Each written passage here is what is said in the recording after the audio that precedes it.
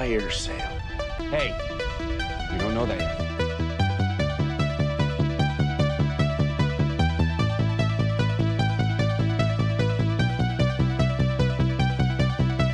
We don't know that yet.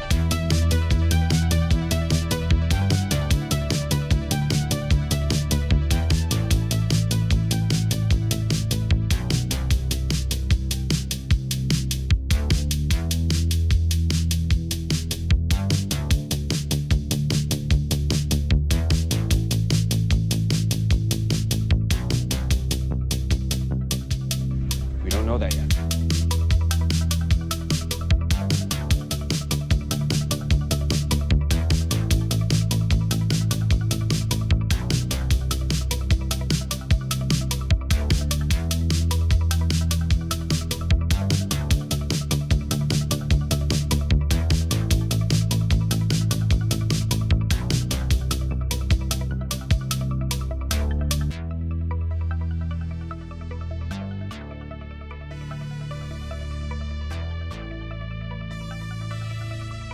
It's a three-step systematic attack on the entire national infrastructure. Okay, step one, take out all the transportation. Step two, financial base and telecoms. Step three, get rid of all the utilities, gas, water, electric, nuclear, pretty much anything that's run by computers, which today is almost everything.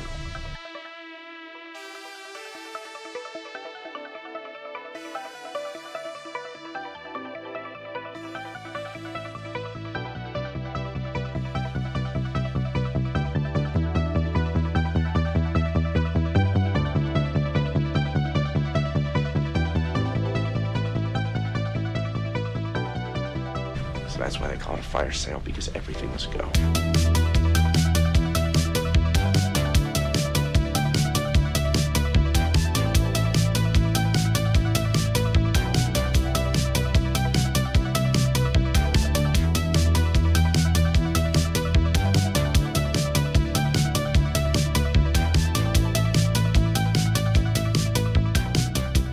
So that's why they call it a fire sale, because everything must go.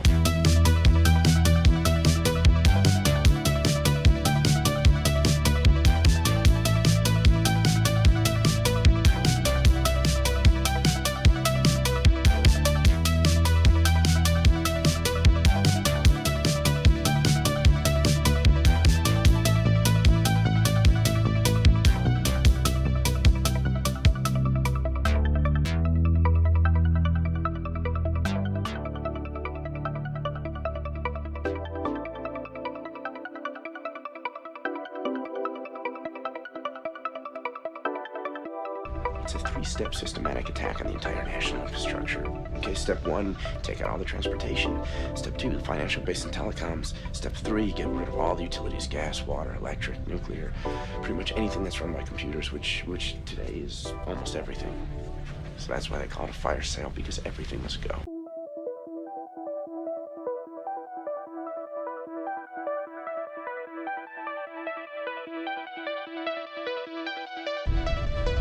It's a fire sale. Hey, we don't know that yet.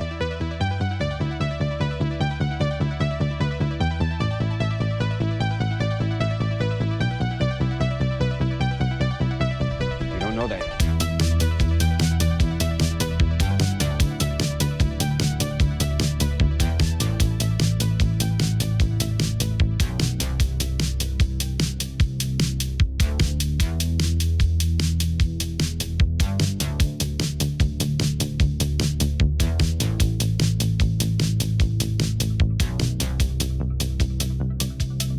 We don't know that yet.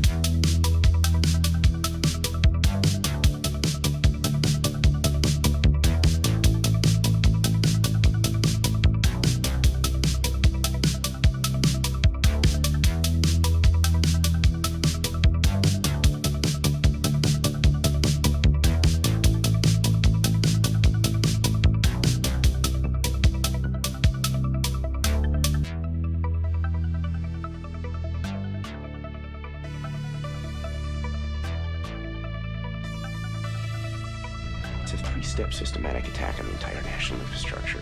Okay, step one, take out all the transportation. Step two, financial base and telecoms. Step three, get rid of all the utilities, gas, water, electric, nuclear, pretty much anything that's run by computers, which today is almost everything.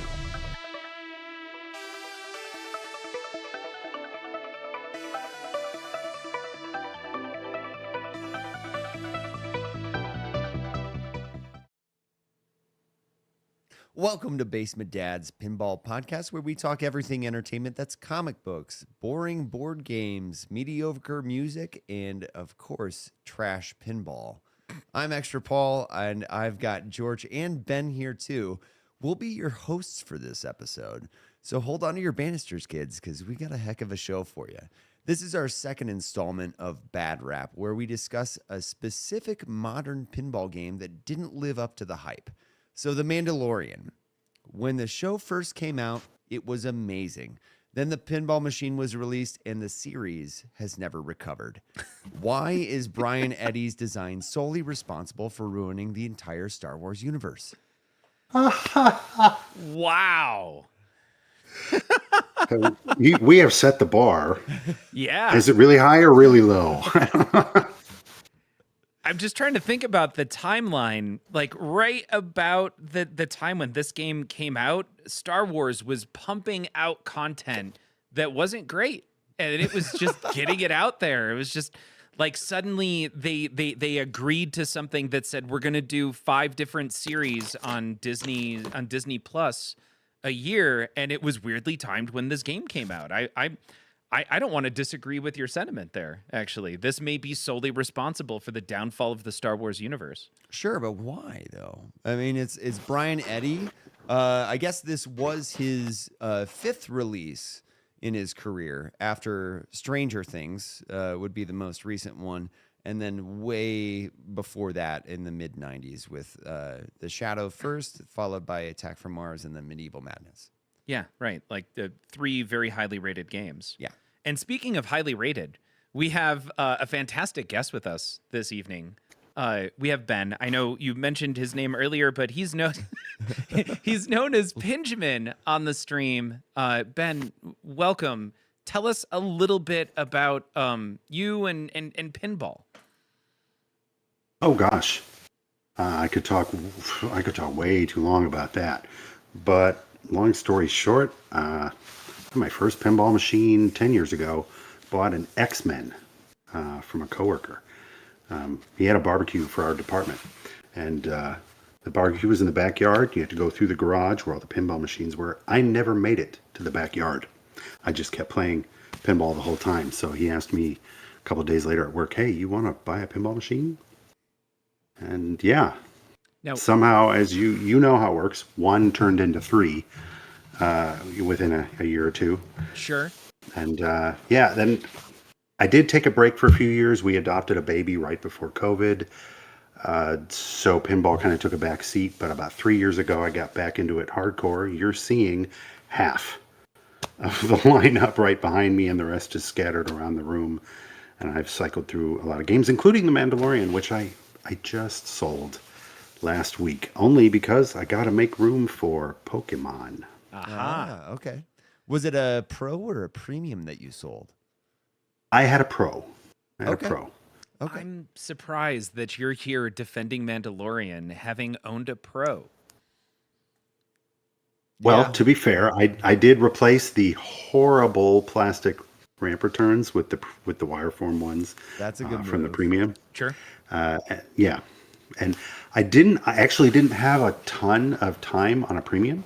I had our local parlor here, Capital Pinball Parlor here in Old Town Sacramento. Shout out to Ryan and Stephanie. Love you guys.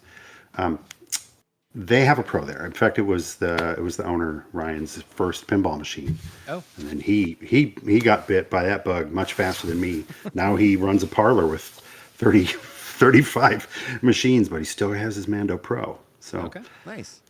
Now, We still have our Mando Pro. We actually just removed Mando Pro from our lineup to make room for George's old Fathom. yes. Now he tried to sell me on the Mando Pro as well. He was letting me know what's up for sale. Oh yeah, it's 100% for sale. Oh yeah. And that I feel like would normally be a good segue into maybe why Mando has a bad rap, but I don't want to jump that far into it. Rather than color everyone's thoughts on Mando either for good or bad, I thought it might be a good idea to start with talking a little bit about Mando, where it is, what the shot layout is, before we get into the why it got a bad rap and why Paul can't stand the game. No, I agree with that. What is it that we're talking about? We gotta discuss what it is before we discuss why it's bad, right? Sure. Yes. So, really quick, I'm going to throw on a short video from Stern that just walks through the Pro, and I think everyone here has experience on a Pro. I've owned a Pro. Paul, you still have a Pro at the shop. Ben, it sounds like you had the Pro that you just sold. So I've got the game features video on the Pro. Why don't we start there? Now, unfortunately, Ben, I don't think you're going to be able to hear this, but everyone else will be able to hear it. In my mind. Yeah. Cool.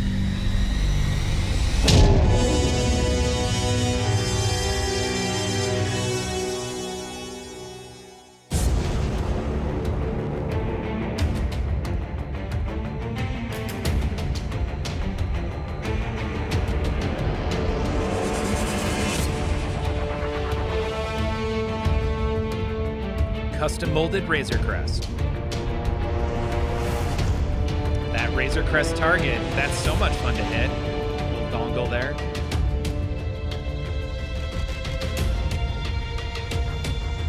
We've got Grogu in the back who does not move. All right, so now it's going through and talking about one of the 3 different types of things you can do in the game, encounters, which are played on the upper mini playfield.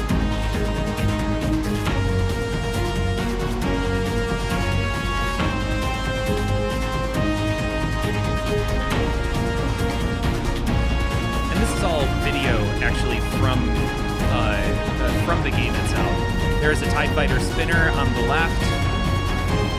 It's a spinner. There is a custom Grogu sculpture that does not move. The child inlanes.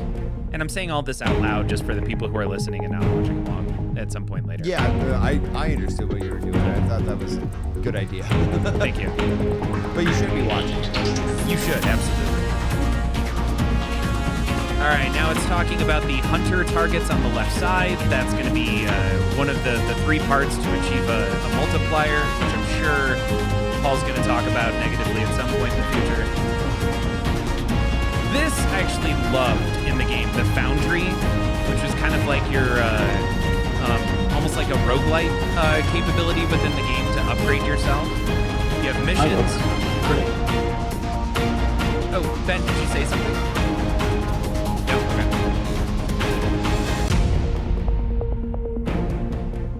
okay. Ambush, everyone's favorite little mini mode that pops up seemingly at random.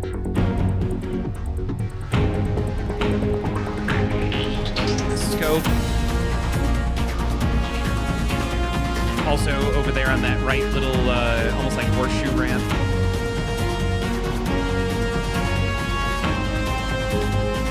And because it's a Dwight game, playfield multipliers. Abused, I would say, playfield multipliers.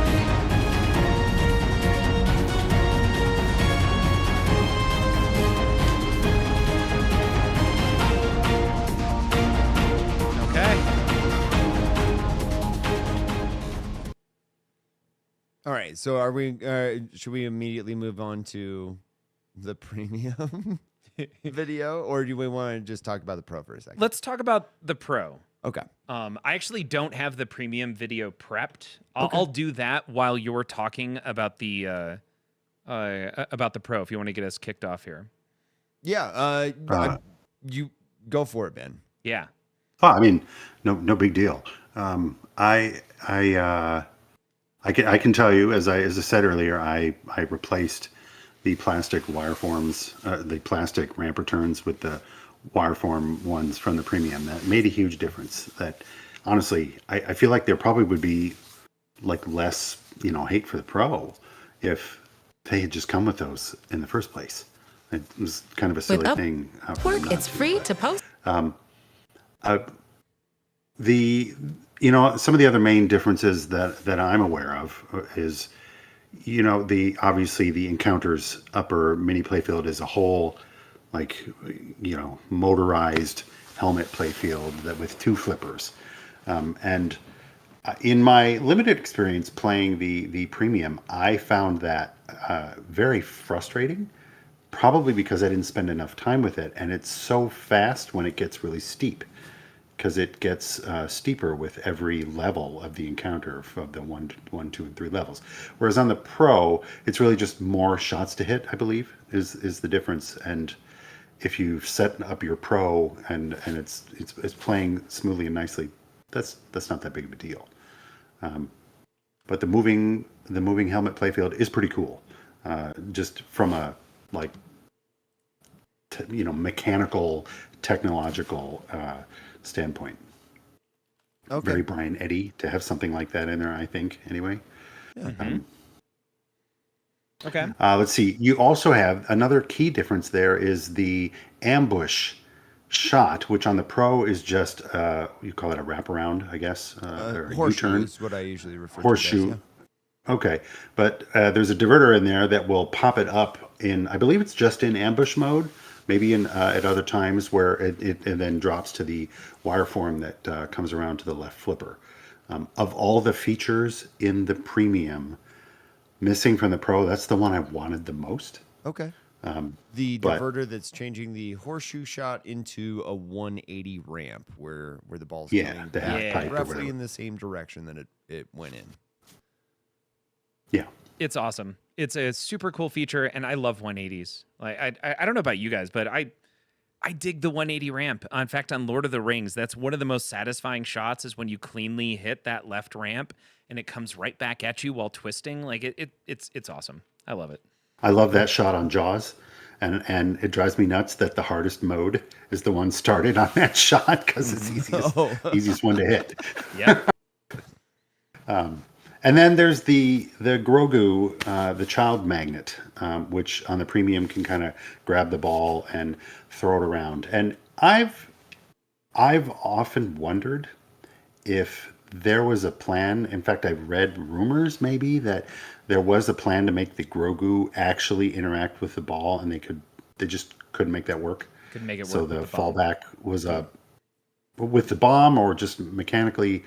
I had read somewhere on Pinside or somewhere that the idea was Grogu was going to put his hand down and grab the ball and bring it up and then do things with it and release the ball or whatever. But I don't know if that's true or not. So the magnet grabbing the ball and throwing it around is kind of cool. I will say on the Pro, without that magnet there, I don't think I had the ball go through the HIL lanes very often. It was almost always the C or the D down the middle. Yep. And so it was actually kind of difficult to light child. Yeah. But I want to add something to that description, because what's really cool about that magnet is that, kind of like Twilight Zone, when you hit the flipper buttons, you have some control over the magnet. So you actually on a premium can play with the ball up there if it's not going down a lane you like. And you can pull it back up and let it randomly try and fall down a different lane. Is it the flippers or is it the center button? No, it's the flippers. Is the flippers? Yep. Okay. Wow. that's actually pretty cool. I was not aware of that. I wasn't aware of it until somebody mentioned it on stream. And that was another that I really like the premium version of this game. not gonna lie. And just contextually, chat is also letting us know, both on YouTube and Twitch, for the people who ended up buying a premium, they weren't big fans of the game until they owned the premium in-house. And then it sounds like we have 3 different people with premiums who ended up loving it. Okay. So In my case, sorry. No, keep going. Yeah.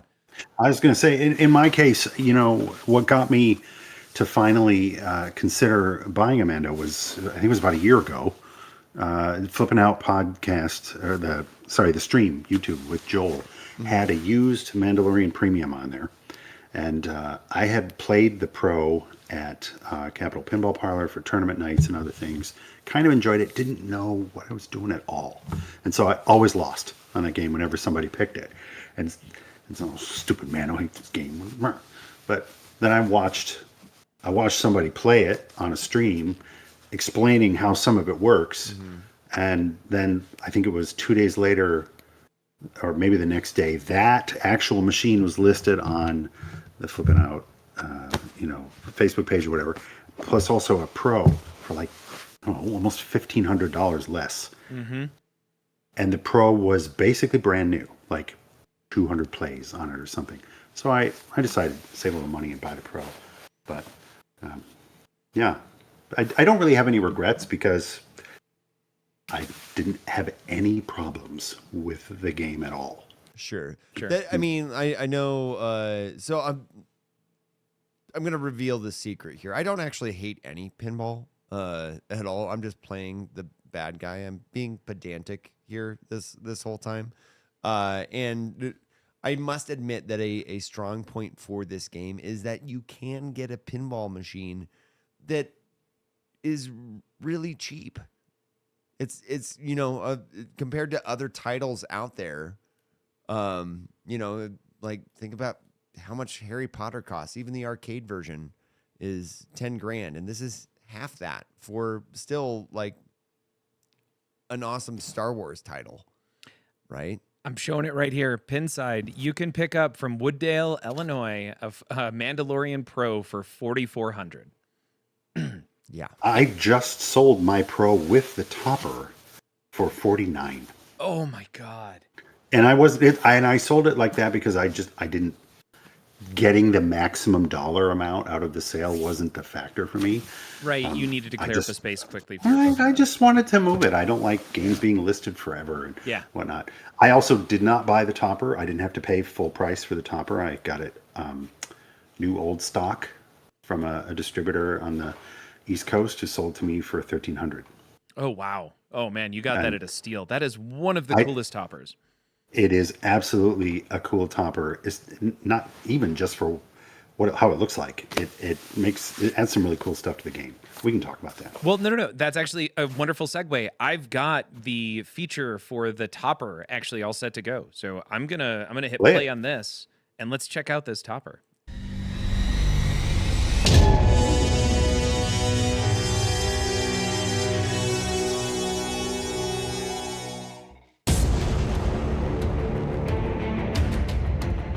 Topper is so cool.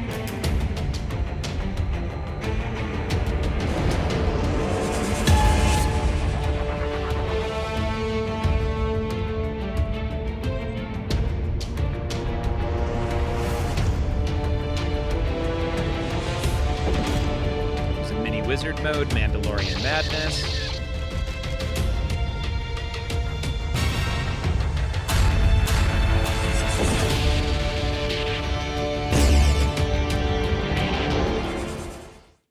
Cool. Not bad. That is a wicked topper. Now, I've never actually played with the topper short of at shows, so I've never really had the opportunity to really figure it out. And you had the topper on your Pro, so what can you walk us through a few of the cool things that the topper does or adds to the game in some way? Yeah, I know nothing about the topper outside of I can tell you exactly what it does. It's great. Okay. The topper really it does two big things that it adds. The first one is that mini wizard mode, Mandalorian madness. So if I don't know, is there a screenshot of the topper display mid game? Hold on. It is not mid game. No. Shoot, even if embedded in there, the YouTube video, you can stop it on a frame. Got it. Let's do it. That has the thing. Uh-oh. I've got ads. Someone doesn't have YouTube Premium. I do not have YouTube Premium. All right, let's wait. There. Okay. Okay. So you've got so one thing it does is it keeps track on the right there. It keeps track of all the Beskar earned. Awesome. As people have played. Now, what I think is interesting is That image shows 73,208. I'm guessing that's real early in Topper development because uh, um, Beskar Bonanza. I'll come back to Mandalorian Madness. But Beskar Bonanza happens when you pass 20,000, and it just saves. Or every game, don't have to be insider connected. It's just Beskar earned while playing, and if it rolls over 20,000. Beskar Bonanza kicks in pretty much right away, and you get everything available in the Foundry plus a couple other little benefits. So you get, you get. It lights all of the playfield multipliers, the whole golden triangle. You get all the, the whistling firebirds. You get the flamethrower, the armor, everything happens, and I think you get an extra ball immediately, or it lights it. It's great. So you get all the things when Beskar Bonanza happened. The lights go crazy, the display, and all that kind of stuff. It showed a little of that happening in the video, but that only happens every 20,000 Beskar. So if you want, you might time it for, okay, I'm gonna go for, this is the way. I'm at like 19,700 Beskar. I know I'm gonna get it in this game. Yeah, all right. But the 6 icons on the left were actually far more interesting. And that's for Mandalorian Madness. And the top left icon is easier when they're colored. I can tell you the bottom left is ambush. The bottom right is completing a mission. The one above that is scope. The one to the left of that is getting a super jackpot in multi-ball. Okay. And then the one in the upper left is... That's got to be your encounters, right? Yes, encounters, right. That's completing an encounter, and that is Hunter, I believe. Okay. That one is Hunter. Oh, right. Ambush is the one in the lower left, and Hunter is in the upper right. So anyway, in a game, once you complete all 6 of those in a game, Mandalorian Madness kicks in, and it's a 60-second multi-ball with a bunch of just shots lit for points and not get enough of them for a super jackpot. And it's just a great way to kind of blow up your points and get a bunch of score. And what I started to do was just every game became my goal for the game. Just became get to Mandalorian Madness, complete those objectives, because you touch every part of the game. Yep. Yeah, sure. Yeah. So I'm like, once you do that though, the mini wizard mode that you're describing sounds similar to maybe Cherry Bomb from Guardians of the Galaxy. Yeah, I think so. I have less experience with Guardians, but from what I know about Cherry Bomb, yes. They're hard to find these days, honestly. Cyborg multi-ball in a way in Iron Maiden. Okay. Although that one's a bit more core to, like, that's built into the base game. Right. But same kind of thing. You're completing all those objectives, and once you do, but in this case, Mandalorian Madness just immediately starts right away. Okay. And it's 60 seconds. I kind of wish it were longer. Sometimes it's just like, oh, this is really cool. Oh, because you might spend 20 minutes or whatever it is getting all those objectives completed, especially ambush and scope or whatever, or hunter. Yeah, that's a tough one. Yeah. So Beskar, it definitely carries over from different games. Does Mandalorian Madness also carry over, or does that reset every time you restart the game? Resets every time you start the game, and it's unique to each player. Awesome. It's just a individual player, individual game, whereas the Beskar is just cumulative, every player, every game. What I don't know is what happens for Beskar Bonanza on a multiplayer game. Maybe someone in chat can tell us that. I was played solo at home, so I don't know if player 1 earns Beskar Bonanza and players 2, 3, and 4 are left out in the cold. I don't know. I have never liked that mechanic. I think on any game, like it just accrues across multiple games, and then somebody just gets lucky because they happen to time it. And okay. Yeah, like on older games from Bride of Pinbot is an example that I can think of an older game where you have a jackpot that's increasing in value across plays until a player collects it. Yeah, I don't like that. I don't like in Wonka the Wonka Vader multi-ball that carries over across multiple games. I just don't like that aspect because it doesn't feel earned, right? Like I want when I play the game, I want to feel like I've earned everything I've gotten, not that I got this multi-ball at this weird time, and because of that, I ended up making it to a wizard mode. I think that's the reason that it exists and has existed several times over the course of the years is that there's a big crossover in pinball and slot machines.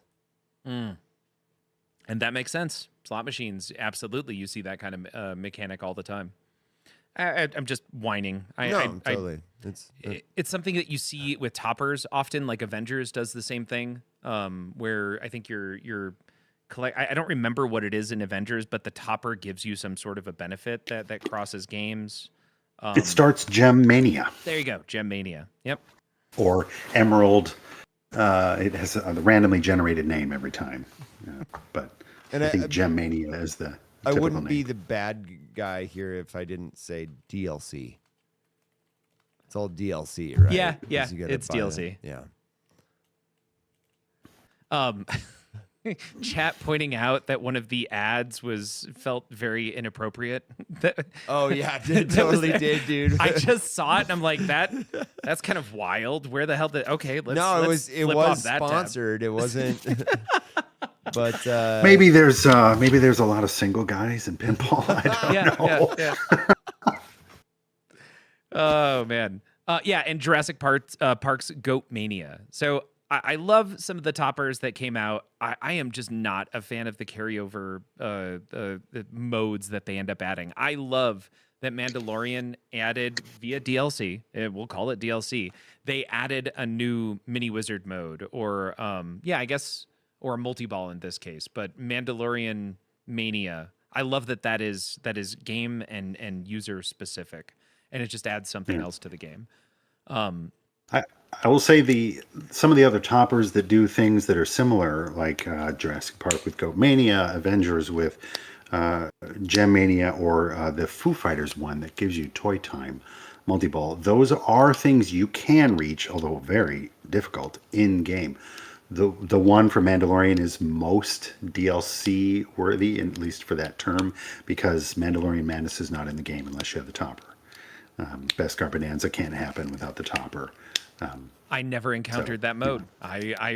You brought it up, and I was like, I've never had Mandalorian Madness, but I never had the topper. But I had both a pro and a premium, but once again, never the topper, so I never got to experience that mode. Okay, so we're gonna end up talking about some of these shots, and I know that we have inadvertently talked about many of them, like the upper playfield. Just going left to right, Ben, do you mind walking us through quickly kind of what these shots are? Sure. You want to just talk about ball paths Ball or paths, anything yeah, you can yeah. shoot for? Okay, Yeah. ball paths. Let's just So, go with ball paths. so your left orbit there has the spinner. Yep. If you go all the way around it, it comes back all the way down the right orbit and back. And let's see, up the left orbit, and nothing. I mean, it's just an occasional mode shot. Nothing specific starts up there. Your hunter modes will almost always require left orbit and right orbit in one order or the other. I found left orbit to be one of the harder shots to hit in the game, actually. It's a tough one, for sure. All right, next up, Yeah, what's this shot here? that is the scoop. That's where you start your missions, the foundry, where your shop, your extra balls, light there. And that is blissfully backhandable. It is just Awesome. every copy I've played, and admittedly, it's only like 4 or 5 copies of The Mandalorian, but it's always been backhandable. Okay. That's great. And before moving on to the next shot, this left ramp shot here, you mentioned missions, and this is another one, another Dwight game where and on top of that, it's Star Wars, where you wonderfully get to see your progression towards the ultimate wizard mode right in the middle of the playfield. So you mentioned missions, man. You got to complete 5 missions to get to the mini wizard, 3 Razor Crest to get to the mini wizard here, and 3 encounters to get to this mini wizard. And man, based on that, you would assume if you do all those things, you get to this is the way, visually at least, based on what you're seeing here. So you brought up missions. That's your mission start. Boom. Now going back to the layout. What's up with this left ramp shot? Well, the left ramp will either drop you down to the mini playfield, or it will go all the way around and return to the right flipper. Sorry, left flipper. Crosses all the way across. You get all the way to the left flipper, and so that's, unless you can kind of shats up the left in lane, that's how you would start your scope modes, because the left in lane is required for that. Yep. The left ramp is very steep, but still backhandable. For the first 40 minutes of gameplay, I'll point out, if you don't have if you don't have Pinmonk fans, you will lose the ability. And I have many streams where 40 minutes in is roughly 40 to 50 minutes in, you will lose the ability to backhand that shot. I finally beat This Is the Way and earned my signet. The day before I sold the game, I was at about like 42 minutes, and I was having trouble at the end there, getting it up the left ramp, because I didn't have fans in it. But yeah. Okay. This shot here, the much maligned center shot. What's going on with this shot, Ben? So you've got the truck balls or whatever, the dangly the mud flap. Yeah. The mud. There you go, the mud flap. Yeah. Which Brian Eddy brought back, I think, with perhaps even more success in Venom Premium and LE. He brought back 3 of them for the doppelganger. Yeah, but in this case, so your ball can either hit that and might continue all the way up through the center ramp in the back, or you can go to the right of it and still go. So you can both hit it and miss it. And I think a lot of people found that frustrating. I kind of liked it, because it's just a little bit. You got to be a little bit more accurate, because it's real easy to go the center ramp, but you have to be a little more accurate to hit the Razor Crest target. Now, maybe my Pro worked better than some others. I found the Razor Crest hanging target to be pretty sensitive. So I didn't have any trouble with it on mine. I also never had trouble on either my Pro or the Premium. Even if I didn't hit it well, it still triggered. It was set up to be very sensitive. Yeah, I don't typically hear too much about trouble with doppel-dangler targets. So the next shot, though, is one that does give some people trouble. Yeah. And on the Pro, that's just a U-turn or a half pipe or a wraparound. Yep. But kind of like the Bondwoman loop shot or the side loop shot on Rush, it is possible to kind of not fully press down the switch when you roll over it. Oh, yeah. Ball's moving too fast. It hopped over the moving switch. too fast and hops over the switch. And I did not know about that. But for a few months in, when I was really starting to get to know the game better and going, now wait a minute, I should have completed ambush that time or something like that, and read up on it, realized that's what's happening. There have been many different kinds of workarounds. Some are simple, just just lowering the height of the ceiling with just some flat plastic. You can't even see it, so you can put anything back that you want. Other people have taken the rollover switch out and put over like an opto or a magnet sensor switch and all kinds of stuff. But either way, it is one troublesome spot where the ball can hop the switch. Now the Premium has that. Premium has the diverter, and I don't know if the diverter was problematic or not to come down onto the wireforms, but yeah. No issue I ever experienced with the diverter there. Okay. Brings us to the right ramp. Yeah. Okay. So this little horseshoe is backhandable, right? Yes. Now is the so right is ramp? It's very tight, but at least with the flippers aligned with the upper axis of the bat pointing at the dimple, it is just backhandable. It's very difficult, though. It is tough. At least I found it tough to backhand, but it was doable. More of an issue, though, with that that ramp is how short the what am I trying to say? The rise up the the grade up to the curve is very short and steep, and you can actually you can almost hit the plastic. The plastic up ceiling. top. No, it rejects a lot. Yeah, and it and rejects. will reject. The nice thing is, and this was something that they didn't really make clear until you kind of dig in, if you loosen the screws, you can actually shift the entrance. You can shift it forward or back a little bit to make the curve of the metal flap a little bit more gradual or steep, and so you can actually you can slide it back and make it a little better. And once I did that, I got fewer rejects out of that ramp. But that shot is hard, it's close and narrow. Yep. So I do understand why a lot of people find that one a little challenging. All right. Last ball path related shot on the game. And that's the right orbit. Okay. Which if you hit it gently enough, at least on the Pro, it can drop into the mini playfield from above. And if you do that on a launch, you can get the sneak in skill shot. If you can keep the ball up there on plunge, you can build up a nice lead in points. Okay. If you start out up there. Or it can go all the way over. It can actually go all the way around to the left orbit. Or if you really time it right, you can drop it down into the child lanes. And the skill shot, of course, this was always timing it to hit the lit ramp. Yes. Or the lit lane.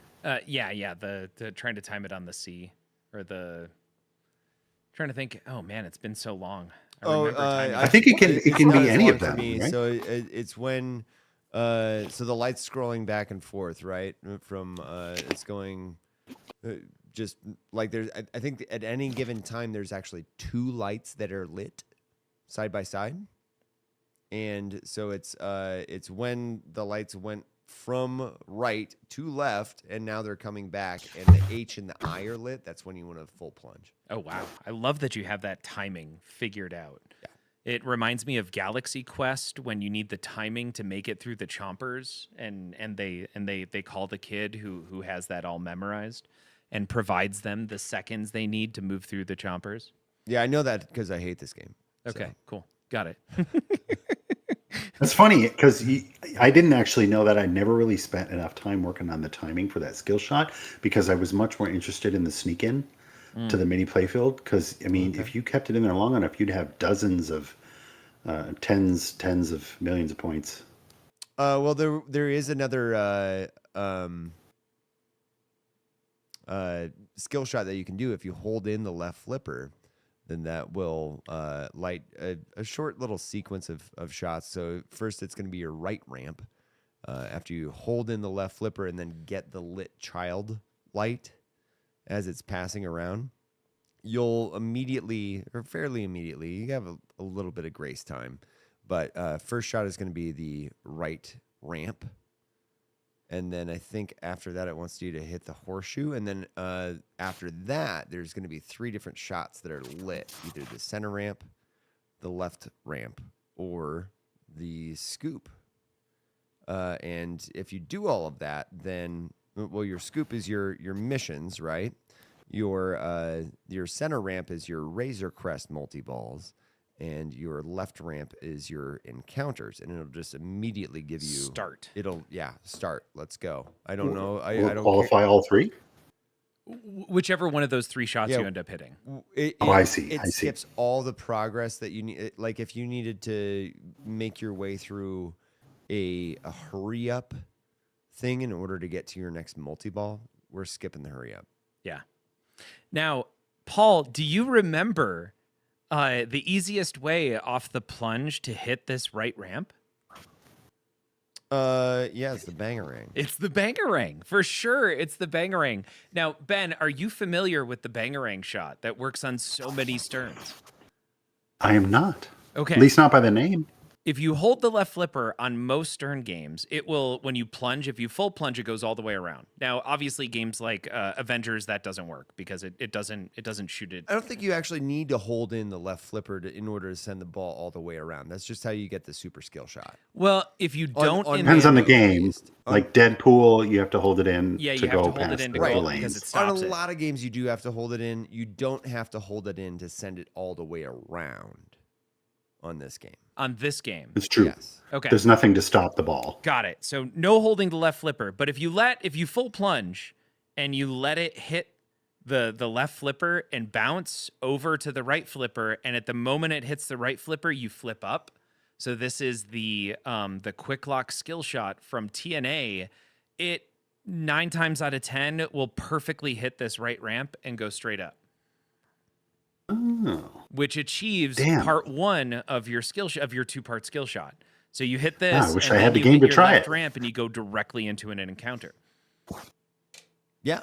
Yeah. Cool. So there's some cool stuff that's not immediately, like pinball's already not an immediately apparent thing for most people. You got to read into what the game's trying to tell you a little bit. But this skill set is not like that combination of skillful maneuvers is not apparent whatsoever. The game is not telling you to do that. It's definitely all. not. But But if you Scott do it, Denisi- it's really cool. on TNA got us all to try the quick shot, and then we started trying the quick shot lock from TNA on all the Stern games, and it hits on almost every one. And then Paul one stream named it the Bangerang, and we are pushing the hell out of that. Like, it is the Bangerang. I'm down with that. The Okay. Bangerang. Let's go. Well, I You- think it'll be secure once. I have yet to. I've never played a hook in my life, Sure. and so if it works on hook, it's definitely the banger. It's definitely the Oh. Bangerang at that point. Absolutely. Yeah. Okay. We've been through the game. We've been through some of the differences between the premium and the pro. I did find the video for the premium. I'm going to play that, and then I think we're ready to start shitting on this game. And Ben, you're welcome to defend it. Yeah. How does that sound? No, it's yeah. But- Please, somebody's got to defend the game, but I felt like somebody here had to trash on it. Yeah, and yeah. That's me. Okay. All right, I'm gonna go run to the bathroom. You do that. We're gonna watch this short video on the premium, which is gonna show us some of the differences between the pro and the premium.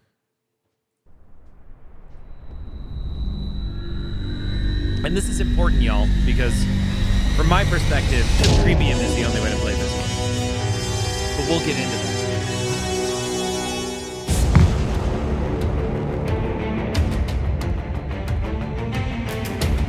Right off the bat, artwork so much better.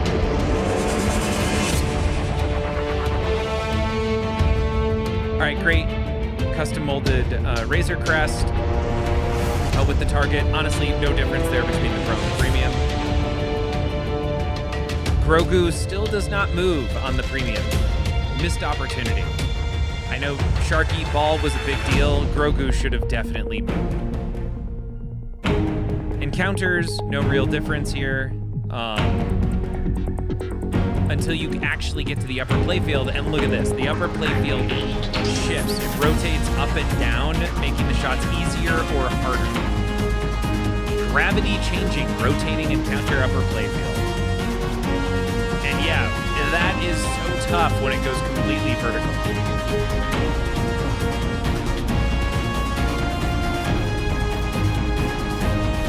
TIE Fighter Spinner, no different on the Premium or LE. It's still the same thing.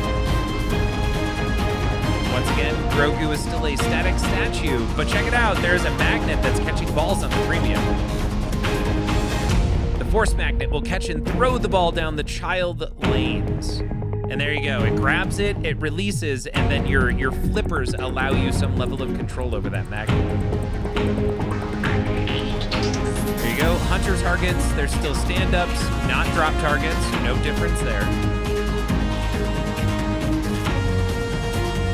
And then we're to the Foundry. Once again, Premium and Pro, no difference here. That scoop is still backhandable in both versions.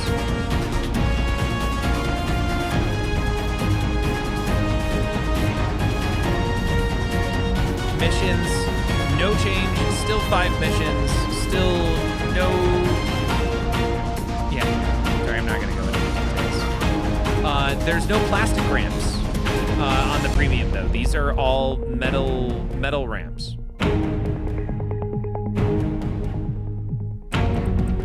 Here's the drop-down 180 ramp, which is cool as... It's just cool as shit. Sorry to rush down the square, but it's awesome. Here you go. Here's the scope.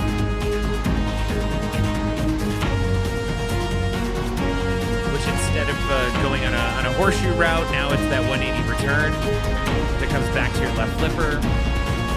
Playfield multipliers. I know Paul's going to jump on this.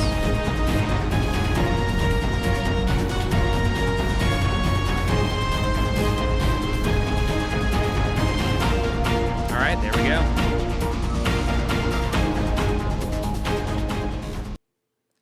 So now we got to see some of the differences in action between the Pro and the Premium. So I want. Yeah, go. Well, I wanted to talk. We were still talking about shots, and I did want to talk about something that I found interesting getting to know my game compared to what a lot of people out there have said about shooting on this game, in that they found, I mean, hitting the left ramp to get up to the encounters playfield and then just playing encounters being very grindy and wood choppy. And I'm sure during the rants and knocking of this game that will come up. But I found I was able to set up my Pro with just the right pitch, and the flippers were stock, newer bushings. I put the newer Stern bushings in. Okay. But when the ball would come out of the encounter mini playfield and then roll down that right orbit, nine times out of 10, if I just flipped the ball right when it hit the flipper, it would go right back up the left ramp, beautifully, right back up to that playfield. And I run into a lot of like Mando, like owners or people who have played it on location or whatever said, what are you talking about? What the hell? And I'm like, I don't know what to tell you. Like that was one of the, like I have to give a little bit of prompts to Brian Eddy for that, because maybe it's really tough to set it up that way, but it is absolutely possible. And I found that shot to be very loopable as needed, the way I have my game set up. Just being able to repeat it on the fly. That's what you're just being able to hit it right back up from the right flipper up the left ramp to get back to the encounters mini playfield. Okay.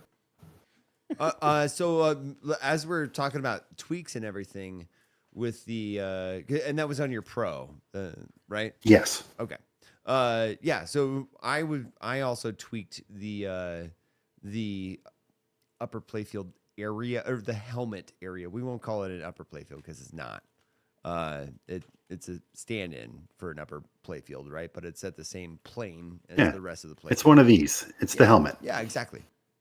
So when I was working on tuning up the Mandalorian Pro that we still have at Pinball Jones, just not on the floor anymore, I was tuning up the feed coming out of that diverter at the top of the left ramp.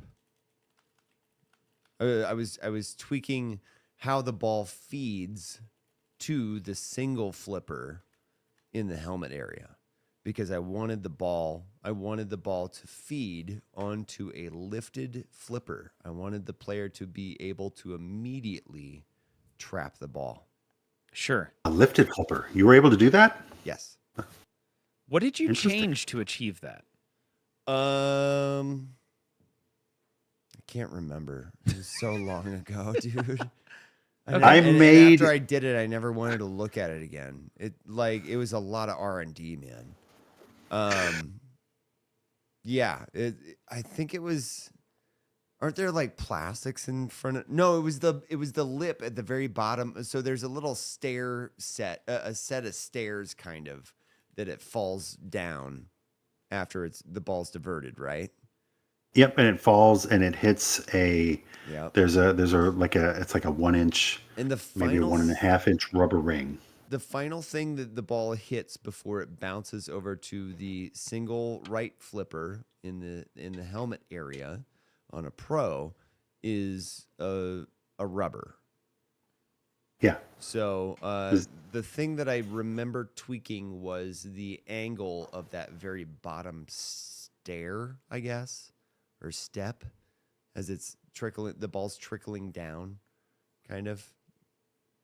You know what I'm talking about? Maybe we need a side view.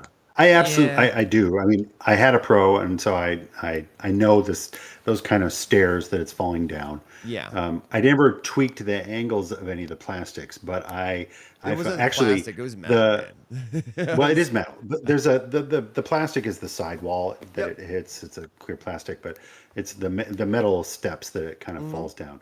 On the Pro, when I got mine, the post that holds that rubber ring at the bottom of the steps was like just had totally come out. It was super loose, and I'm like, Okay. wasn't sure. Like maybe it happened during shipping. I have no idea, but Yeah. I was able to tighten that and put a slightly smaller silicon ring in there just to make it tighter, and that at least always guaranteed that it bounced over to the lowered flipper. Right. So Yeah, I so it never had it. I never had it just drain right out. Yeah, that's because that's what a lot of people big complain bummer about. too. You hit the shot, the game diverted the ball into the upper playfield, and then you didn't get a chance to flip because it just trickled Drained. out of there. Right? Yeah. It's But that was, so- I think that's a solvable problem, but you do have to maybe just, make sure it's all tightened up because the post is slidable left, right. So you can make it just stupidly mean. right. But why? It's already hard enough. Yeah, I think I also adjusted that upper flipper to be set lower. I can't remember. Well, yeah, maybe. It was either lower or higher. I can't remember exactly what I did. Yeah, I might have made it higher to make it easier to trap the ball while it was up there. At a show, I played a Pro where somebody had put one of the precision flippers that's longer. It's like Oh. wow. quarter-inch longer than a Right. standard flipper right in there, and I'm like, okay, well, this is too easy. Like, Yeah, you now the almost ball can't- just doesn't Now drain. it's the helmet that never comes off, right? Yeah. right. So I want to take a moment now to break for a second. Let's catch up on chat. Also, I want to thank ZVK for the sub that we just got a few minutes ago, as well as Arcade Legacy for the raid of 35 beautiful individuals. Thank you all so much for jumping in chat. Right now, we are recording a live podcast, or call it a vodcast if you want, for Basement Dad's Pinball Podcast. With us tonight, we have Paul, as always, myself, I'm George, and then we have special guest Ben, a.k.a. Pinjamin, who is often on the stream, another avid pinball collector who fell in love with The Mandalorian, and our episode tonight is about games that developed a bad rap. Previously, we did The Avengers, Infinity Quest, and tonight it is The Mandalorian. And we just finished going through, to catch everyone up here, a little bit about The Mandalorian, its history, when it came out, all the different shots, and now we're in the section where we're going to start shitting on the game a little bit and see if Ben can defend some of these, defend The Mandalorian in some different ways. Real quick, one last quick thing on the Yeah. on the history of the game that George and I had discussed before. I think before Ben had even hopped on the call here. This was the last game to come out before Stern Insider Connected, and therefore also it was released at a lower MSRP. Along with that, because there was a price hike with the next game that came out, which was Godzilla, which was the first game to already have Stern Insider Connected installed on it. So the first games of this that were released did not have Stern Insider, and they were all at a lower price point.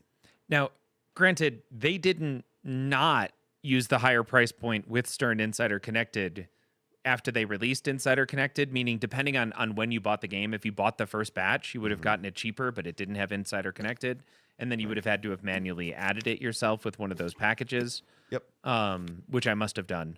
And on my Pro, or later if you would have purchased it after Godzilla, you're saying, which was the first game with Insider Connected to be released. If you had purchased it, it would have either been retrofitted with a kit or been manufactured fresh with those kits installed at the higher MSRP. I'm pretty sure Stern started manufacturing even the runs of previous games pretty much right away. Yeah, Yeah. I think they with did it fairly Insider quickly, but there Connected. was a small amount of time where you could get, if you were like, oh, I love Mandalorian, I'm gonna get one right away.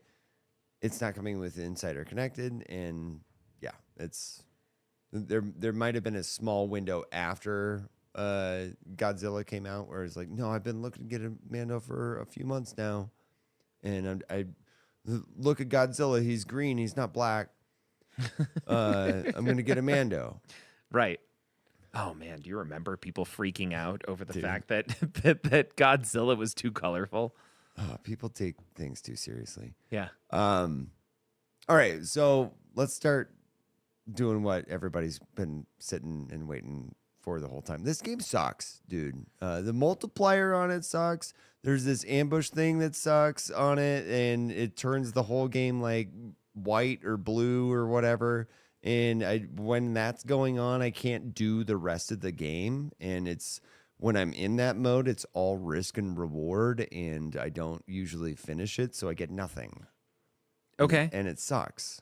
Multipliers and ambush. What else? I mean, I need to go more into multipliers, but we can. Okay. we can- No. I'm going to add a couple more issues with this game. If you remember early versions of the code, there was no reason to hit any shot that wasn't the center ram or the center loop. Yeah, rather. it's the Mandalorian, right? Yeah. Yeah. This game was entirely about just get into multi-ball, hit the middle shot, don't do anything else in this game because it's a Dwight game. And universally, most Dwight games, all of the scoring is in multi-ball. So screw everything else. Just go after multi-ball in this game. So, Well, it certainly didn't end that way. sure. No, yeah, we with should its talk code. about where it is now because it still gets a bad rap. Now, Well, I did want to touch a little bit on that though, because I did not. Again, I only seriously got back into pinball 3 years ago, in 2023 when Foo Fighters was the new hotness, and so I've spent 3 years kind of working through the backlog of Spike 2 games, including Mandalorian, which I was already on 1.44 code, and I dug a little bit when I was going to do this podcast with you guys. I went and looked at the release notes because Stern keeps release notes going back to when they launched the games typically. yeah. And Yeah. apparently this game launched at 0.96 code, sure. which 2021. which was surprising to me because nowadays games launch at like 0.38 Yeah. or whatever, and TMNT launched at 1.0. I think John Wick also launched at 1.0 code. John Wick is still not at 1.0. Yeah. It was initially. I don't think it was. No? It doesn't. We checked this once. You also. We've I been heard through on- this, I and we've heard on looked. another podcast. Yeah, and you said that last time too, and we checked Liars. it. I know. We checked it. It has never been at 1.0. Okay.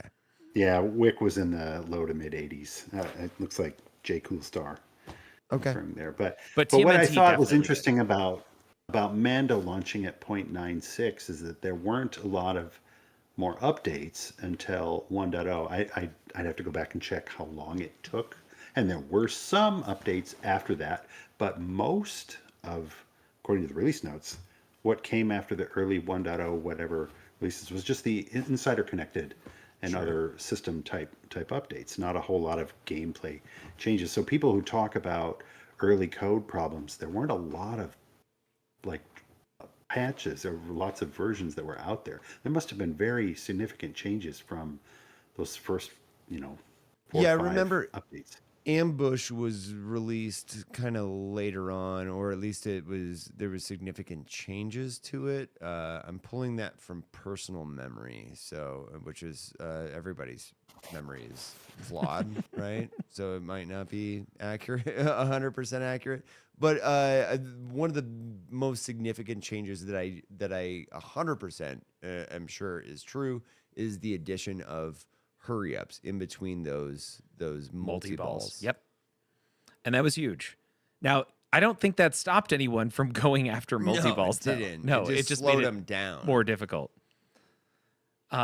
I have a stream, or I have a video I created where we did exactly that. Like, then you hit the middle ramp, and then you hit the middle ramp, and then you hit the middle ramp, and guess what? The Shoot the next shot you pyramid. have to do is hit the middle ramp. And Paul, do you remember what you're supposed to hit next? Shoot the pyramid. The pyramid. I mean, that's from Stargate Pinball. Oh, The- got it, The the game middle ramp. says nothing but shoot the pyramid. Yeah. and it's also right in the middle. So. Yeah. So Um, it still kind of is that if you want big points. I mean, then I would bring in the multipliers on it. But to recap, kind of, we went off on a tangent there. There's the multipliers in this game, which can be kind of difficult. How many multipliers, George? We've mentioned multipliers, but we haven't mentioned what the multipliers multiply it to. So these 3 multipliers get you plus 5x, which gets you to a total of 6x. But if you also activate your fire thing, you get an additional 1x. So I think you can max out at 7x on this. Is it 7x or is it 12x? It's 7x. Like, if you complete the game, you get a permanent plus 1x Oh, for the rest of the game. So you can't really get to plus 7 until you beat it, but you can get to 6. Or sorry, not plus, but just 6x by lighting all 3. that's a good question, though. Imagine you get your 6x, right? But because you've done Boba, you've done Hunter, and you've done, what is it, Scope is Yep. the third? Scope. You do all 3 of those, you hit your 7x, and then you activate your flame thing. Does that multiply the multiplier, or does that just add a plus 1 to the playfield multiplier? So does that multiply it by 2, so putting you at the 12x playfield, or does that bump you up to 7x? I don't know. Okay, so my main argument for this being a bad game is that even the people that have played it a bunch, George, you've owned a pro and a premium. Ben, you've owned a pro for quite some time. I've put in my punches on this game, and none of us know whether it increases it to a 12x playfield or I think a it 7x just- playfield. I think it just adds another plus 1. I think. I think, But you'd I don't know. notice I if it can't, was like, a I have to 12x. do the I mean, math. I think I've never noticed it blowing up that big. Yeah. You're also forgetting one other multiplier option, which is the ramp shot multipliers. Oh, Those yeah. inserts, it's the stand-ups Oh, on yeah, either the side 2x of the right right there. ramp. Yep. And that will double the next ramp shot, and then you have to hit them again. And it's just the right ramp, not the left ramp, right? I thought it was any of Is it the any ramp? ramps. The 3. I think it's any of the 3 ramps. But Okay. again, now you've got me wondering.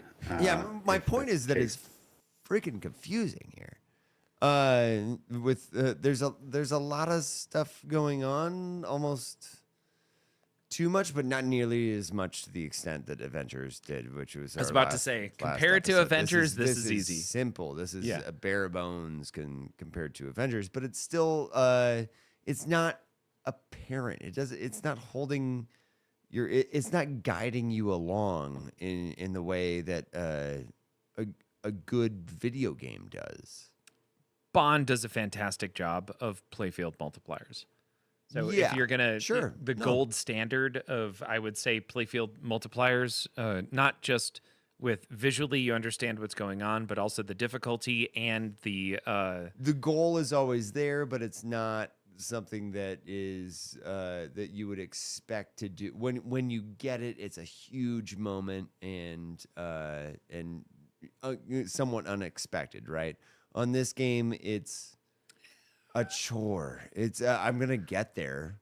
Yeah, yes, I'm gonna get there. This is the problem with huge multipliers, is that when you put them in the game, I don't care what work or what coolness you put. I'm speaking to Dwight right now.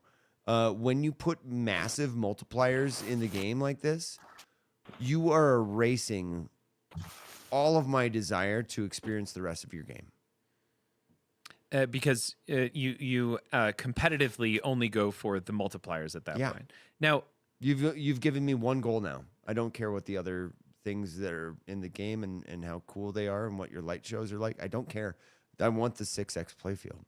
Now, Ben, let me ask you a question. How often did you find yourself going for the 6X or the 7X, or maybe a multiplied ramp with the 7X and pulling it into a multi-ball? Only really when I was competing on location. Sure, playing at home, I would like, okay, I want to get at least 1 billion points or something. So let's try and always have at least one of the triangles Okay. lit, because you know, love him or hate him, the playfield multiplier lasts a long time once it's started on this game, because it's easy to keep it going, relatively easy, by continuing to punch Boba Fett in the face. But yeah, that's my bigger problem with it, is that it never ends. It's possible to make the multiplier last as long as the rest of your ball, because you have a massive amount of time just to hit one of those two stand-up targets on the right side. Yep, these guys. I think you can build your timer. I want to say your timer starts at a minute, so 60 seconds, and as soon as you hit one of them, it'll increase it by a decent amount. I want to say it's like 15, 20 seconds increase. It's 20 seconds. I think you have to hit both, though. I'm pretty sure it's just one. Maybe it's just one, but I'm pretty sure it's 20 seconds, because I've seen it go to 80. You're absolutely right. To start it, you need to hit both. Once it's started, you only need to hit one to increase your time, to keep your time going, and it'll cap out at 90 seconds. So now I have 90 seconds to hit one of them again. Got it. You're saying the timer stacks. It's almost like, if you are aware of it, it is almost impossible to let it time out.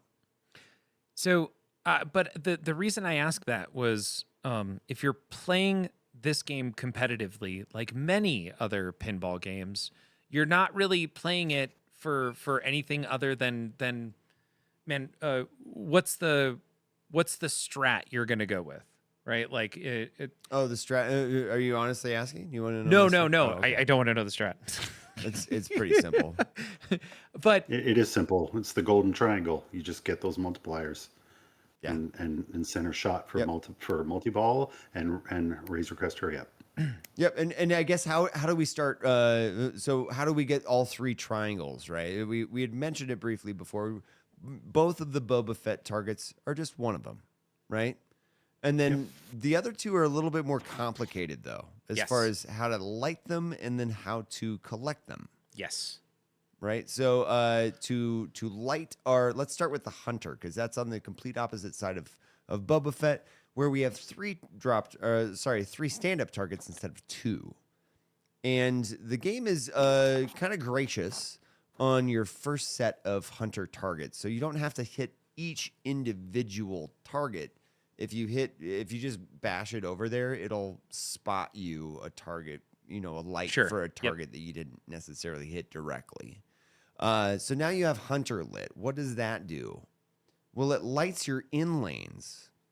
It's a controllable switch in lane thing. So one of your in lanes is going to be lit. If you want the other in lane to be lit, just flip. That's all you got to do. So if you roll over the in lane when it's lit, it's going to start your Hunter mode, where you, Ben had mentioned it very well before, where you need to hit both orbits. Either it's going to start on your, if you rolled over, it'll be an opposing side, right? So if you rolled over your lit in lane when it was on the right side, then your left orbit will be lit first. And after you hit that, then it's the right orbit. Sure. And it's just mirror image for the other side. So if you drop down your left lit in lane for Hunter, your first shot will be your right orbit, and then after you hit that, it'll be the left orbit. And you can this mode is gaining you Beskar, and you can increase the value of your Beskar by hitting the lit ramps during this mode as well. Okay. And if you complete both the left and the right, you end up getting your +1x over here. Yes. for Yes. Hunter. Now, how do you light Scope? Scope is to execute it. You well, I guess we can work backwards here. This is how I usually am talking about it. After you've lit Scope, which is only lit on your in lane, on the left side, Right here. strictly the left side. When you roll over the left side when Scope is lit, what's your goal? Well, you need to hit one of three different things. You need to either hit the right ramp, the horseshoe that goes underneath the right ramp, or the target that's in between those two shots. Yeah, there are the three blue triangular inserts pointing at the three. Yep. Yep. That one, options. that Yeah. one, or that one. Yeah. Yep. So how do you light Scope? Well, it's those same three shots. Okay. Yeah, I think you just have to hit all three of them. Yeah, you just have to hit each yeah. one of them once. I think in some modes you can't light them by hitting them. I think like in okay. ambush, although in ambush you have to hit might be most true. of those anyway. But I think, yeah, or if you're in a multi-ball, it might not. I'm not sure on that. There were times when I was like, no, wait a minute. I've been hitting all those shots. Why is my Scope not lit? Right. But then, yeah. But the challenge with Scope is that once you hit that in lane switch to start Scope, you have like 5 seconds. So if you miss, you might, with some lucky bounces, get one more shot. But otherwise, you have to light them again. Gotcha. And once you successfully complete Scope on one of those three blue lit shots, the next time you get Scope, that shot will not be available. Yes. So it gets harder and harder. Sure, but we're going for the triangle trifecta here, right? In a competitive play. If I'm looking to grand champ the game and get the highest score on a game without a topper, because it sounds a little bit like getting the topper might make the scores the scoring a little bit easier. You know, if you got the best car, or which one was which? I can't remember. Best Car Bonanza is the one that you get for passing 20,000, and it looks like And it from lights chat. everything. Yeah, Johnny Ellis says that it looks like the only one, whichever player is active when it passes 20,000 gets it, because Okay. Yeah, so it could be stolen. Gotcha. which that is a bummer. Not in competitive play, though, I'd imagine. Not in the competitive play, yeah. No, that doesn't. I think that's disabled in comp play because we have it at Capital Pinball Parlor here, and it's locked permanently in comp mode, and I've seen it pass 20,000. Let's have, Yeah, I usually have this game in competitive mode as well. Just because of the mystery award in the Foundry is that why I have it in competitive play? it's can't no remember why. randomness, and so no child Yeah, rewards. maybe that's it. I can't remember exactly If I remember, so why. Escher told me about a bug in the software. Yeah, I've been using this bug ever since. Yeah, and I don't think it works in competitive play though. It does not, because there's no mystery. You're right. So in the mystery, if you activate if you choose from Beskar the mystery option, It's the and you immediately lock it in within like a quarter of a second, if you do it fast enough, you will get the 7x. No, it's not a 7x. It's a huge perk though. Well, I thought it was the 7x. It was Sometimes the massive it's perk. 7x. Sometimes it's dank ferric. No, it was the 7x. If No. you do it fast enough, it's guaranteed 7x. I'm pretty sure we have streams. I've You guys are done telling me all the this same cool stuff about Mando, about now, and it yeah. just No, stole it's- mine. I can't even go try it. Well, dank ferret, like all of the awards that we're talking about, the 7x, dank ferric, there's at least one, if not two more in there, are not awards that you can get from the Foundry naturally. Mm-hmm. Normally, when you just select the mystery award from the Foundry and let it do its thing, it'll automatically select something that you could have selected yourself just for a lesser amount of best cars spent. right? So Even if- the ultimate award is still random though. So it's not 7x 100% of the time. Sometimes because this is only accessible when it's not on competitive play. Yes. And My understanding about how that's worked just from playing it, and I don't know bug wise or not, but yeah, when you select the question mark for the random award, it's still the icon moves around, and then if you hit the button again while it's on the question mark again, that's when you get one of the random mystery awards. And it can be 7x, it can be Dankferric. There might be some others. Like I think there are some others in there too. Okay. Yeah. So yeah, it's one of the extra, the ultra awards. But what Escher had discovered was that if you double tap the center button, and it's got to be really, really, really fast. Yes. It has to be extremely fast because the way the software is set up, the code is set up is that it's about to randomize whatever icon is selected, and you selected, if it lands on the question mark, then that's where you get the ultra award. Well, we double tapped it so fast that it didn't have a chance to move off of the question mark. Yeah, that's what it was. And I remember Escher calling me an old man because my reflexes weren't fast enough. Because you have to hit right. it it's so quick. Really, really quick. It's a double tap. It's very, very quick on the double tap. Yeah. Okay.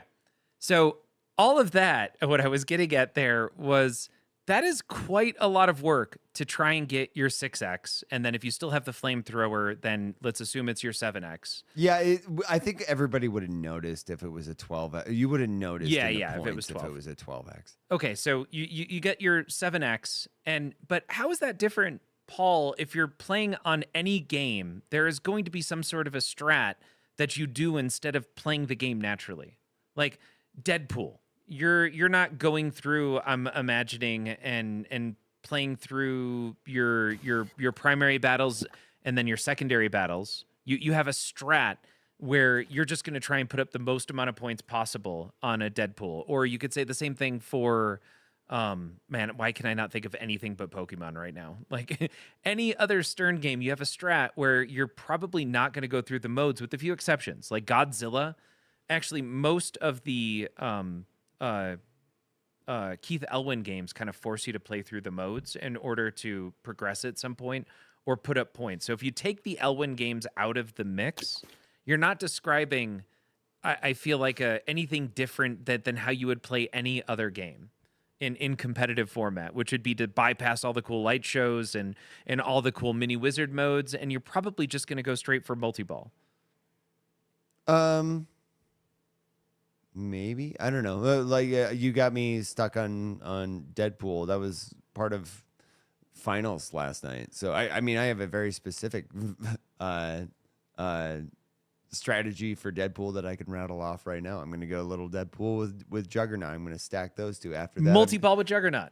Yeah, multi-ball with Juggernaut. After that, I actually stack a disco multi-ball with the little Deadpool Frenzy. Got it. So you're going for multi-ball, and you're going to pull in a mode. I'm stacking a multi-ball Sure. with a mini mode. It doesn't matter if it's a battle or a quest. And what are you doing with Jurassic Right? Park? What's your strat on Jurassic Park? Jurassic Park, I'm doing a typically...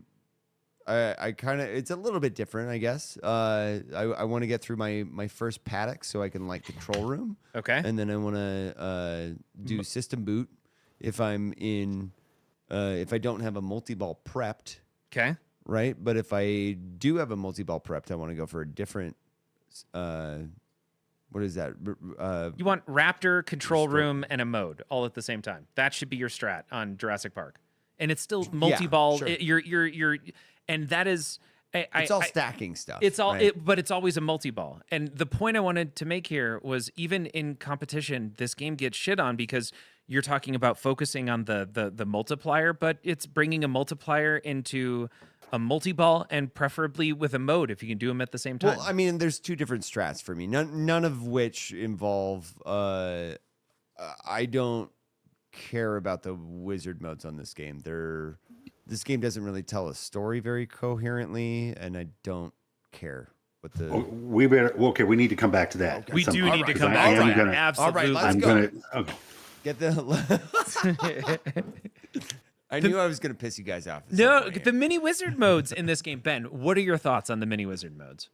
The mini wizard modes in this game are some of the best, at least when you talk about integration with like the video and sound assets from the IP, and the light shows and the varying the progress through the different phases, sound and all of that, everything. These are some of the best mini wizard modes in a modern Stern. I would say the exact same thing. These mini wizard modes are amazing. They're phased. They're so fun. I love getting to them. What do you say about that, Paul? I don't think I've ever bothered to try it because it's not. Why do that So when I can break 1 billion in my first multi-ball with the mode and In a 6X or a 7X? Because you only play this game in competition when you have to, right? No. Sometimes I'll play it like that. So I have 2 different strats, but they're all very point driven, right? So I won't, if I'm playing in a competition, I don't necessarily go for the 6X. I'll just stick with a 2X playfield, maybe a 3X if I'm lucky. That's a lot. That's a lot of risk. That's a lot of work to do on this game, which can sometimes be set up really hard. You know, it's not an easy game. I wouldn't call it brutal either, but it's somewhere in the middle. And I guess what I'm getting at is that you're playing. This is competition play you're talking about. yeah, and, there's points, point taker, moment maker. Yes. Down there, right? Yeah, I'm point taker. George's moment maker. Progression. Progression. This Yeah. game is a fun one for progression. There is a big asterisk there, and we'll come back to that. But the mini wizard modes are great examples of integrating the IP assets. They're in this game. They're excellent. They are. And I gotta give Dwight props for that, because I think it's done really well. The asterisk, though, is that This Is the Way is a colossal letdown compared to the mini wizard modes. I would agree. Mm. Yeah, I gotta wonder if maybe they were hoping for more climactic scenes and things to use for This Is the Way coming at the end of season 2, which they were watching while developing this game. Mm-hmm. And didn't know what to do with that mode at the end, because you play through the 3 mini wizard modes and they're incredibly cinematic. They're drawn out in multiple phases, and then you complete all those. That lights This Is the Way, and that's kind of like playing a Clips episode at the end of a season of Star Trek or something like that, or during a writer's strike or whatever, where they can't use, there's no new footage, they don't know what to do, so they put a Clips episode in. That's kind of what This Is the Way is like through all the phases. That was a little bit of a letdown. Still cool to get to and to complete, and get the achievements and all that stuff, but nowhere near as epic as the mini wizard modes, as like some of the other wizard modes at the end of some of the other modern Sterns. Ben, do you have a clicky pen? I was going to ask the same thing. Are you hearing that? I have it's my fidget. I will put it down. It was coming through quite loud there towards the end. I do want to add, I love the mini wizard modes in this game, but the biggest thing, even on the progression side, that I would knock this game down with, I don't like the pro version, and we can come back to that later, but it's a little wood choppy. So, and I'm going to ask a question to you, Ben. There are 5 different missions you have to play. Can you walk me through some of the differences between each of those 5 missions as to how they're played? Can tell you the shots are lit in different orders. Sure. Okay, cool. Let's just leave it at that. there's no real difference. Like there's seemingly random. I think one of them has to do with defeating the weird tusked animal that has kind of something unique to it. But this isn't Rush. Rush, every single mode in Rush is a unique little mini game, which makes it so enjoyable to play, even for progression. I mean, irritating as well, like the orange cone, the time one, the orange colored one on Rush, it still irritates the hell out of me. The one where you have to punch out and accrue time. I can't remember what the name of that. Working Man. Thank you. Working Man pisses me off. But there's none of that in the missions here. And then I'm going to go even a little bit further. In the pro version for encounters, is there anything unique, Ben, about the encounters? Or is it just more? It's just more. Like every level 1, 2, and 3, it's just more shots. It's just more shots. But it's the same thing. You got to get up there and you have to hit more shots. There's nothing really unique about it. I mean, what Playing would devil's you make advocate unique a little bit about it, though? Okay, I'm glad you asked that question, because this to me is where the premium comes in and breaks up a little bit of the wood choppiness. Because sure, I get. in the first encounter, you are operating on a mostly flat playfield. In the second encounter, you're operating in a mostly vertical. You actually, depending on when you hit the ramp and it drops in, it locks the playfield at that position. And then in the third encounter, series of encounters, it's constantly moving. So if you want to take a stab at it while it's down, you have to time your left ramp shot to do it. That, to me, world changing on this game. The pro felt very wood choppy, especially around the encounters, because it was the same thing over and over again. It was just more shots. Nothing unique about it. But on the premium that I had, man, that became a timing situation. And crap, I missed the timing and I locked it at a more vertical position. Well, I'm going to take a stab at it. It drains immediately. I'm going to do better next time on the timing of it. Playing Bonsai Run every time I played, many times. But the premium, the encounters on level 3 or level 2 maybe, yeah, it was like playing the back glass. Yes. Yeah. Bonsai Run. Yeah.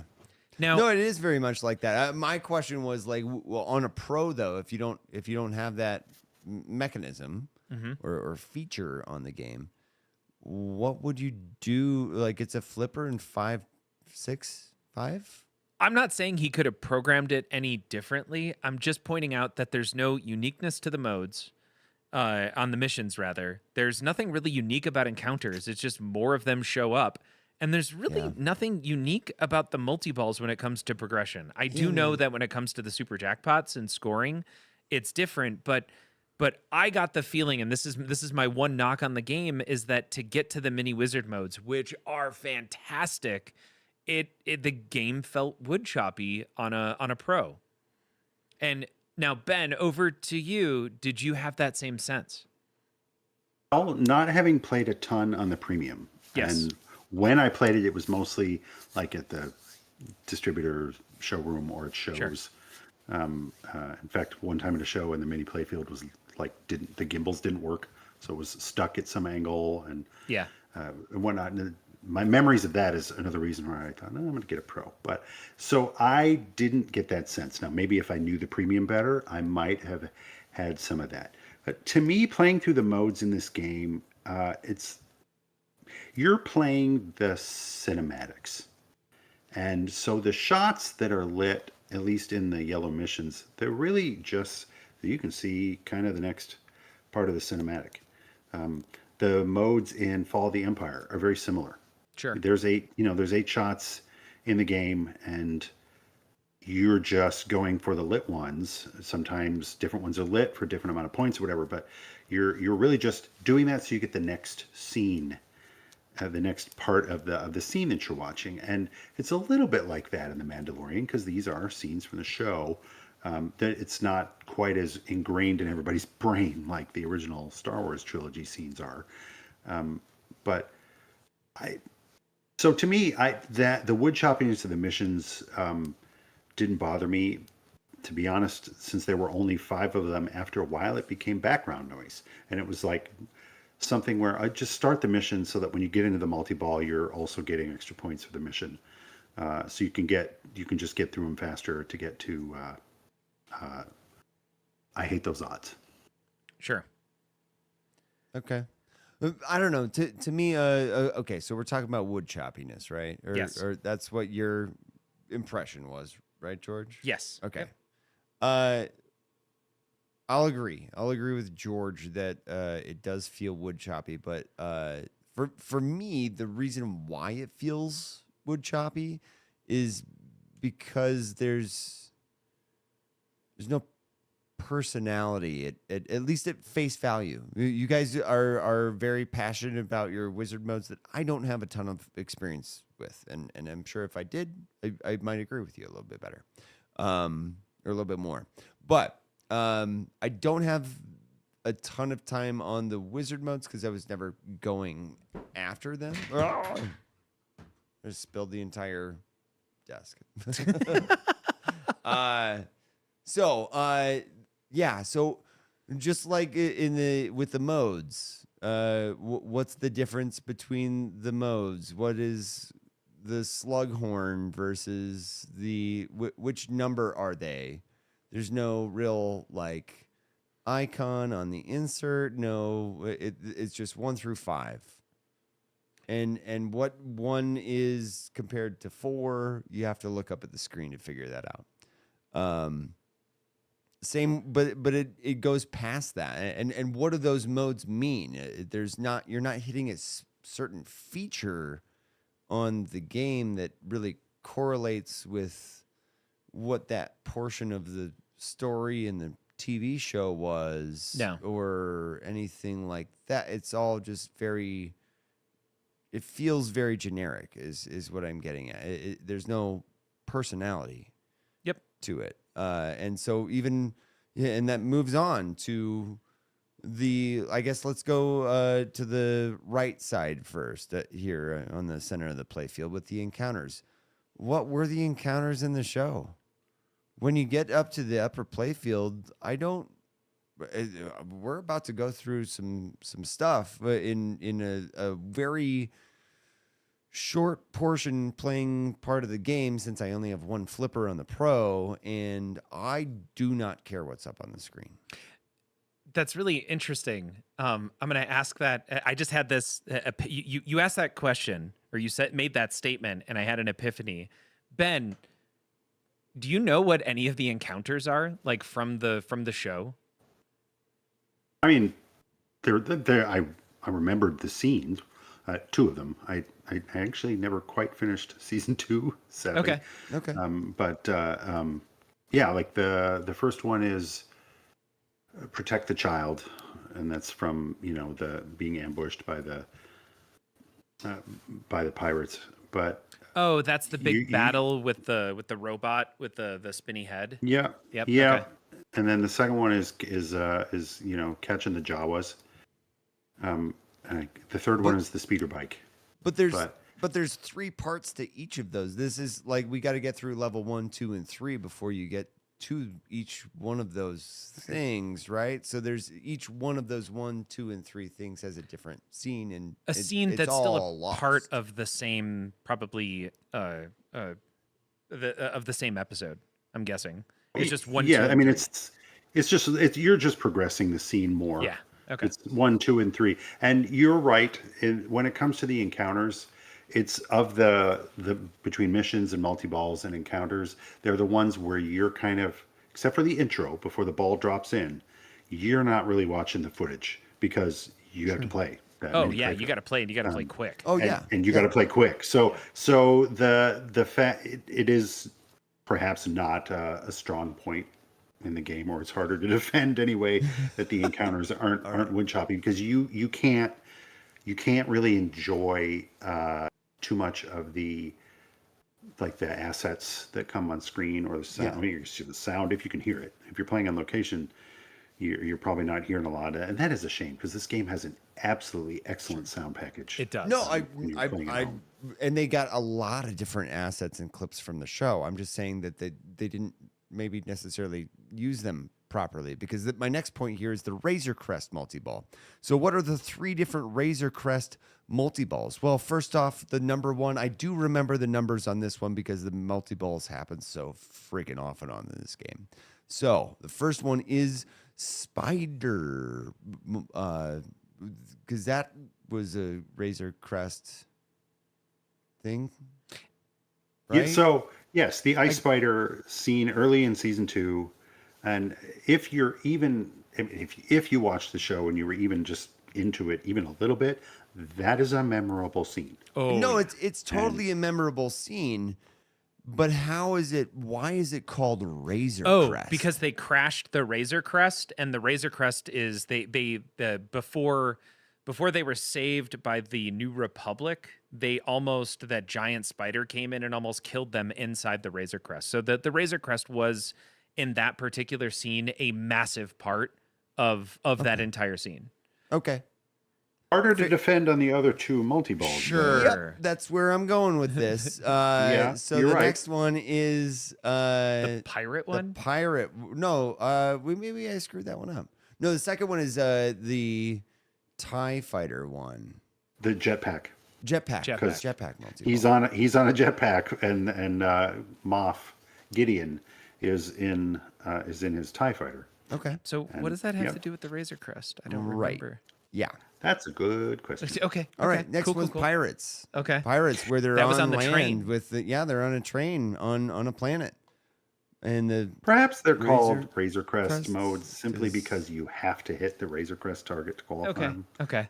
Sure, but That's weak, where's but- but we were talking a little bit before about how the immersive experience of the theme on this for the wizard modes, and maybe exclusively the wizard modes.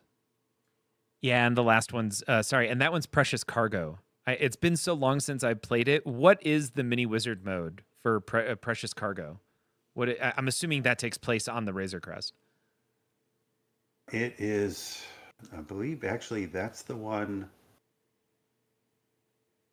Or am I confusing it with the Encounters one? The one where Luke shows up, Luke Skywalker. But Precious Cargo, I think that's the one where they're infiltrating. Mandalorian joins the kind of that little. Oh, at the squad end of season 2. of thieves to try and break into that ship. Okay. But I don't know, but I A think mercenary this, crew. This is like a virus in a way of just the genericness of the game. Even the names of different things. Well, you have a hunter and encounters and an ambush. And what does any of that mean?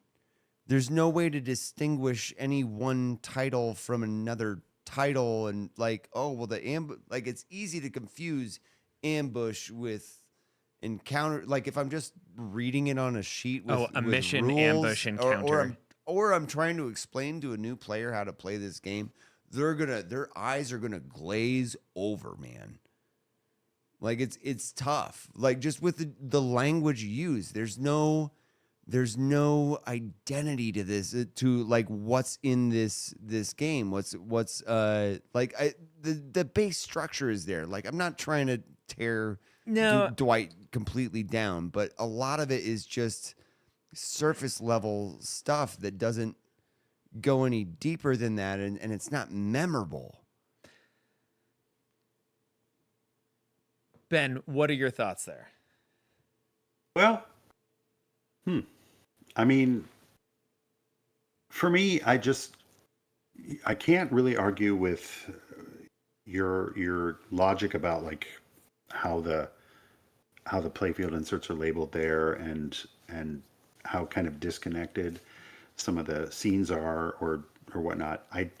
To me, you're playing sequences from the show, even if the playfield elements don't always necessarily line up with it, right? This is not a playfield like some games where shots are labeled by like locations or with characters, Sure. right? Fall of the Empire, there's a character associated with each one, or location. They don't all need to This be is like really- that either. No, but this one definitely doesn't have that, and so you're left with, well, I still got to light shots and have everything kind of interact with the player to go with the mode and the cinematics that are going with whatever mode is active.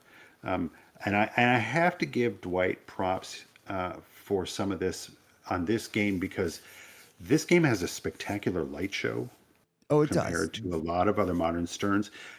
I will say, even the times when the lights kind of go out too much, and you're like, "Where is the ball?" Sure. Especially when you earn an extra ball and it drains while you're earning the extra ball because the lights go out. But like the light, the light show and the sound and all that stuff is expertly done.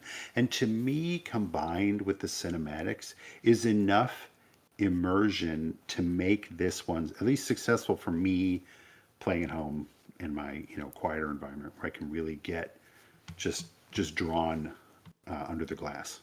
I want to I want to throw something out, Paul, because Sure. I understand what you're getting at. But is it that you've spent more time on Harry Potter and that has now raised the bar in terms of Oh, yeah, maybe. immersion? Listen, I had some harsh words for Harry Potter. My ship has been turned around, but I also still don't care about that game. Yeah, and that's fine. Everything in Harry Potter has a beautiful bit of immersion that you didn't realize. No, yeah, it took me. We had like one very short, awkward for me night on it, and that wasn't nearly enough time to make a true judgment on that game. I have a lot more time on Mando. And I am being like overly harsh here. I want to remind that I said that much earlier in the episode that there's no pinball machine that I hate, but there is a lot of like forgetful, like I don't ever remember I don't care what mission that I'm going for, right? Because it doesn't matter. Because it doesn't matter. Yeah, yeah. I do very slightly care which Razor Crest that I'm going for, not two. And I don't do encounters, so I just don't. So there's 1/3 of the game, according to the lights on the center of the playfield, that I don't care about anymore, because it's wood choppy and it's not rewarding. And then the top part of the mission stuff, and it's just start one. It doesn't matter. Get through them. Okay, we got to get through the whole. We got to chop down 3 trees today. All right, cool. And then the other one is like, okay, be careful and start this one, and these two, maybe not that one though. And Ben, I really like what you said there about between the sound and the cinematics and then the lighting. When it all comes together, you feel immersed in the Mandalorian when you're playing this. I feel immersed enough. Right. Absolutely. Yeah. This, I mean, it might have been a challenge to try and work with what assets they had. And again, they were developing this while the second season was being still I think coming that's out. an excellent played point. week by week. And so, and they would say, and I think it's in the making of video, or Dwight said it on podcast, like when the episode would come out, like they would all sit down and watch it together and they'd go, whoa, okay, what are we going to use in that episode? Can we use this? Can we use that scene? And No, sort of it put had that to stuff in the be game. such a massive challenge to figure out how to make a game for like a thing that's not done yet. Like you have no information on it. So I have my criticisms, but I think a lot of that is due to the relationship between the licensor and the manufacturer. I think so too. My guess is structurally they had to build this in a way that allowed for content to be added later that wouldn't necessitate any structural changes. So you figure out things and then you just add the content and the callouts at a later time. That's probably why everything's so generically Generic. labeled. Yep. Yeah. Of well, what is that? That's an encounter. We probably can't call it anything else because that might be a different thing, and maybe the licensor just shut it down immediately, where they're like, oh yeah, you can't call it that. Sure. You can't. Okay.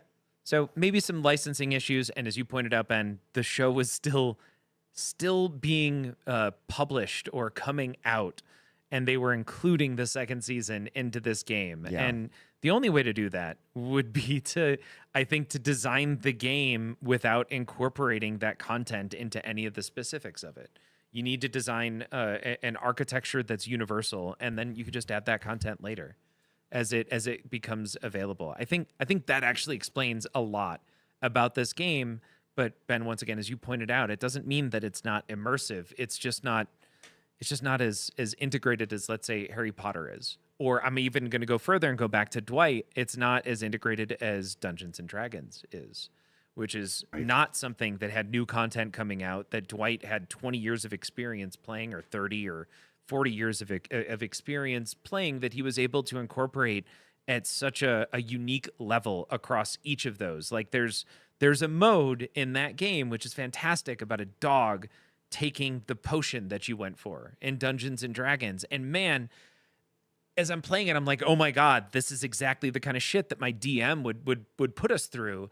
And you'd very quickly have to go do it. And it felt like I was in a hurry up, like we were all running to go catch the dog that took the potion that we needed. And if we failed, man, that sucked. We didn't have the potion anymore. And you don't have that in The Mandalorian.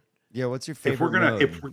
if we're gonna praise Chase the dog, we do have to give credit to Elizabeth Gieske, because I'm pretty sure she created that mode. Okay. Yeah. Yeah. Dwight's She game probably and is. leadership, but I'm pretty sure Elizabeth is the one I love responsible for Chase the dog. It's so great. It's great. Oh, it's Yeah. tons of fun. Yeah. But and once again, This- it's a mode, right? Like that, and you have Rush behind you with the topper, which is such a cool topper, by the way. But Love it. every mode in Rush is entirely unique. To me, it was such a massive win for Ray Day and the team involved in that, to have every single time you play the game and you enter a mode, that is a unique mini mode that is entirely different from every other mode in that game. You're not wrong, but I'm glad you brought that up, because it's an interesting comparison there.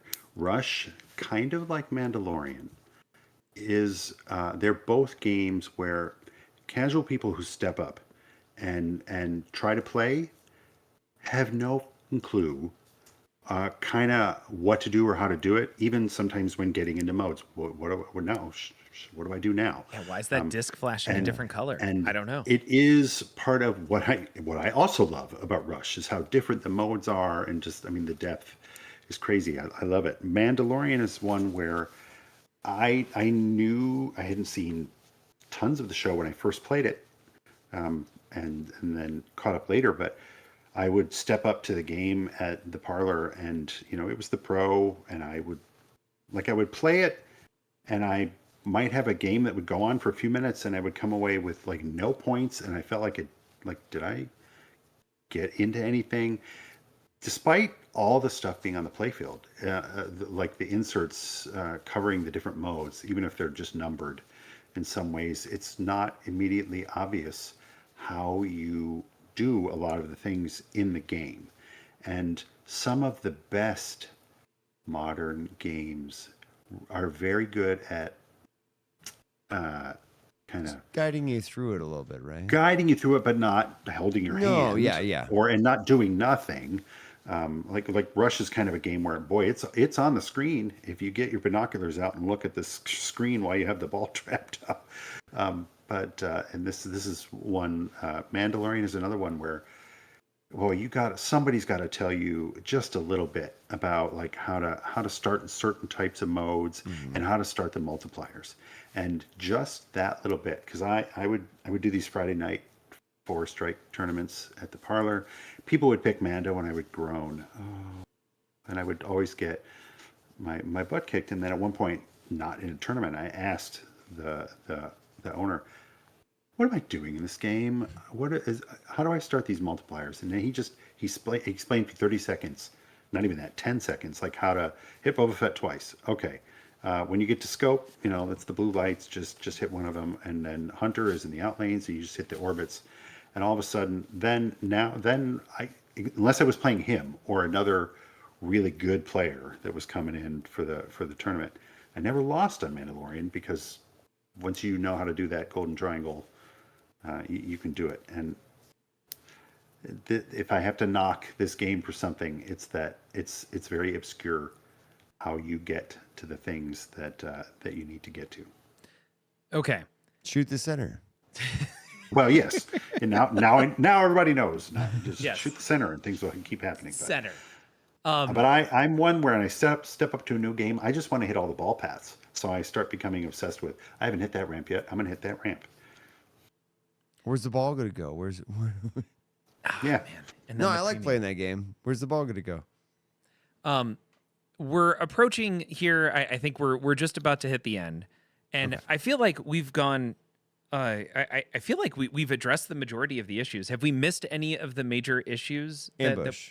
Ambush. Okay, let's talk about ambush. Okay. Everybody skips it. Well, not Carl D'Angelo. Carl D'Angelo put up almost 1 billion points in ambush and showed everyone that there was a real opportunity to destroy everyone in competitive pinball if you just focused on ambush. Carl's an idiot. Well, Carl is Carl, and we are not Carl. True. None of we us are is not Carl. But if you build up ambush, there is an opportunity to put. I love that. I'm sorry. I'm going to just stop for a second. Carl's an idiot. Got it. No, The everybody. Basement Dads does I not hope not, sanction 'cause- or approve that message in any way, shape, or form. I really Carl hope is it's not amazing. true because Carl's game is on its way to my house, and Yeah, and you got a so- Winchester. Awesome, man. I'm very jealous. I want to play that game so bad. I have no idea where I'm going to encounter one though. Well, Sacramento. Okay. So Come on into the arcade. you said everyone skips ambush, but there's points in ambush. There are points in ambush. It's tough to get to. Right, but the problem with ambush is that if you don't finish it, like okay, so if you get into like a mini wizard mode, or even let's dial it down even more. Okay, let's go way more casual. If you get into a multi-ball and you get a super jackpot, that's pretty big points and a little fanfare, maybe a little light show, some graphics on the screen. I'm talking generally in any pinball game, not necessarily specifically for Mando, right? Okay, well, what happens if you don't get to the super jackpot? Let's say maybe you played the multi-ball for a while and you didn't get to the super jackpot. So that means you got nothing, right? I mean, You got absolutely nothing for that whole time that you played. What the score that you had before you started multi-ball, since you didn't get to super jackpot, that's your score now. Okay. Not the case. Got it. That's not the case for multi-ball. Well, that's the case for ambush. Yeah.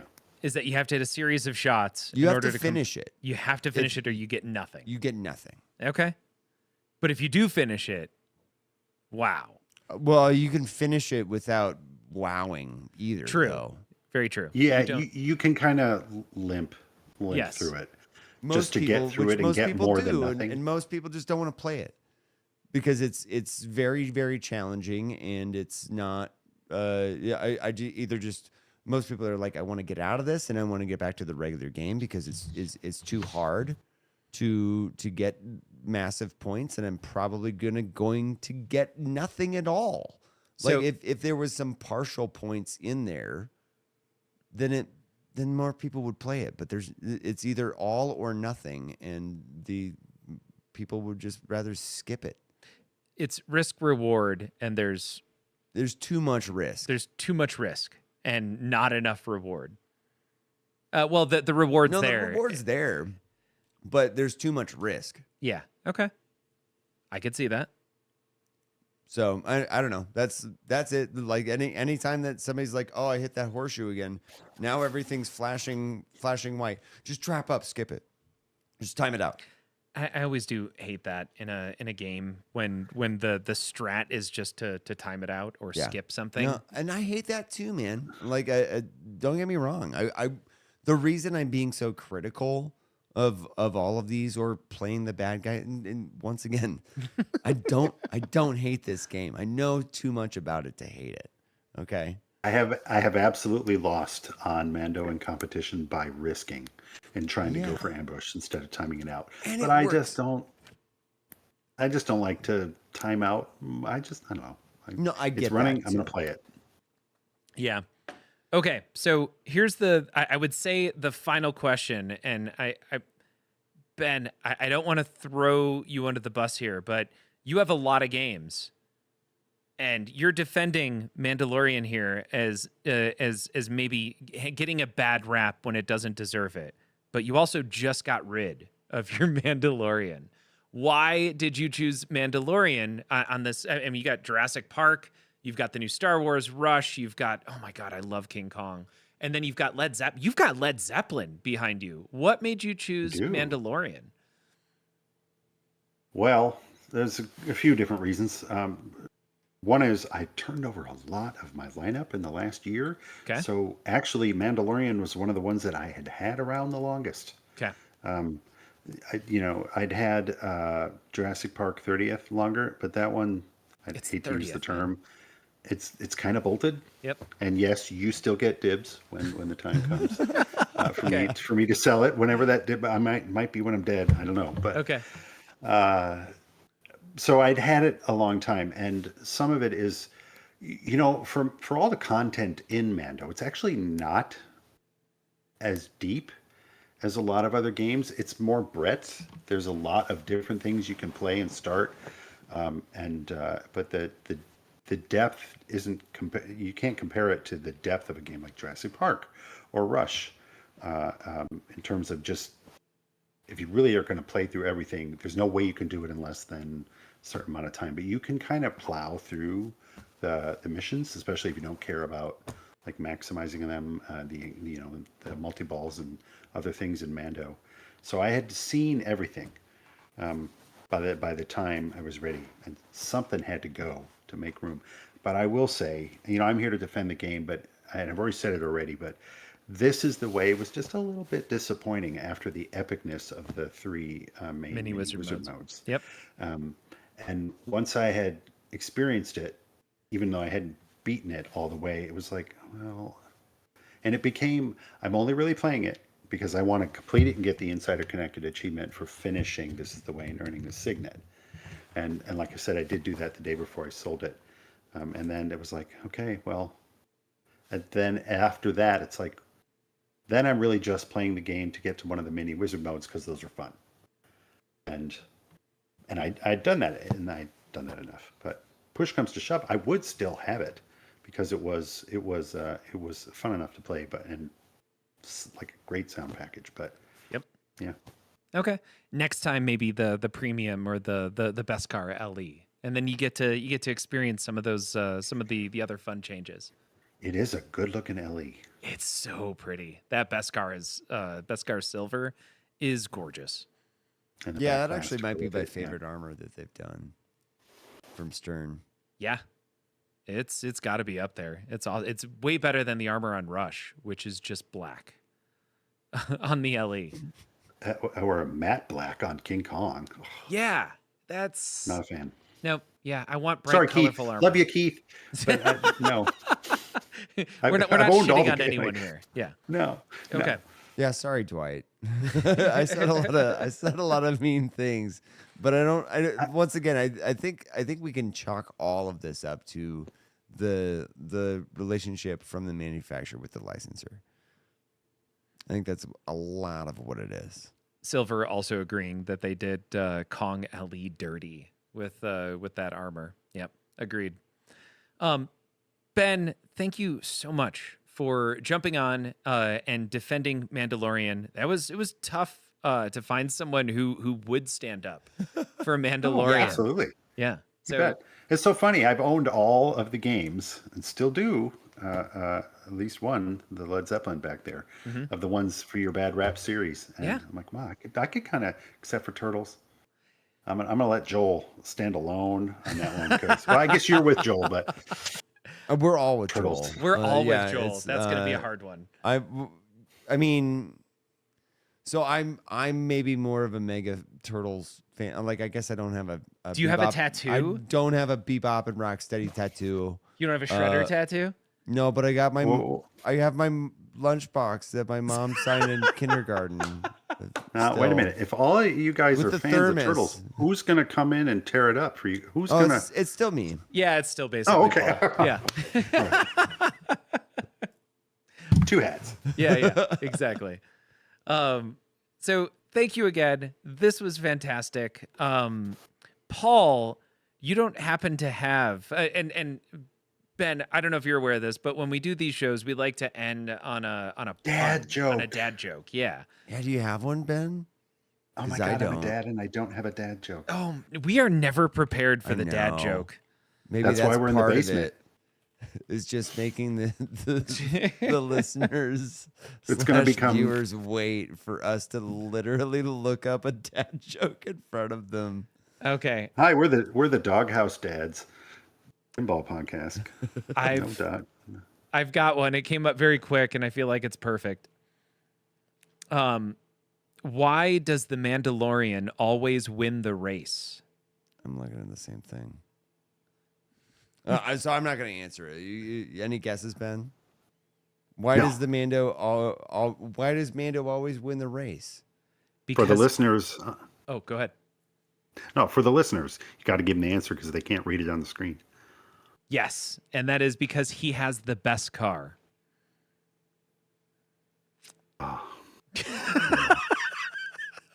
Yeah, that was perfect, actually. That was great. We were just talking about the armor. Also, yeah, Ben, you're putting up that amazing Lego, which you showed us beforehand. And in the Venn, we brought this up before, but in the Venn diagram of pinball people and Lego people, weirdly, it's almost a circle. Yeah, exactly. It's definitely like that. Any ideas, Paul or Ben, why Legos and pinball somehow go together? We're all on the autism spectrum. Well, it's a spectrum. A little bit. So we're all on it, no matter We're all what. on it. Well, everything is awesome. Wow. Was Everything's that another follow-up dad joke Speaking attempt of there? dad jokes, that Yeah. one is cool. You know when what? you're I'm going part to of give the you. team. Yeah. Golf Everything's clap. real cool when you're part of the team. Yeah. And on that note, thank you, everyone. We're gonna go find someone to raid. Have a great night. Be safe, and obviously don't tell those awful dad jokes like us. See you next Or time. do. Or Yeah, do. do. Please do. Yeah.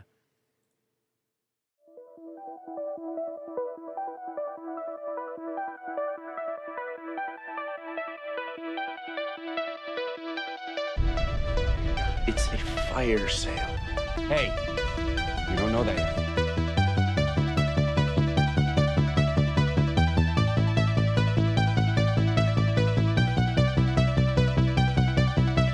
You don't know that yet.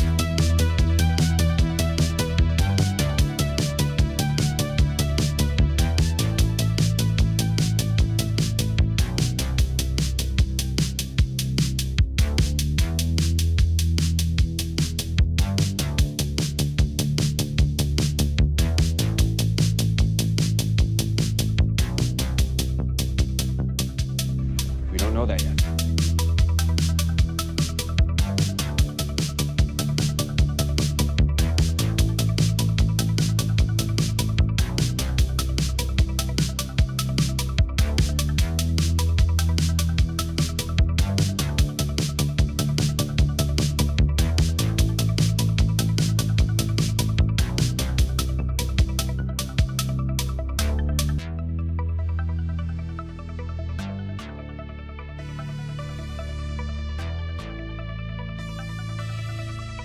It's a three-step systematic attack on the entire national infrastructure. Okay, step one, take out all the transportation. Step two, financial base and telecoms. Step three, get rid of all the utilities, gas, water, electric, nuclear, pretty much anything that's run by computers, which today is almost everything.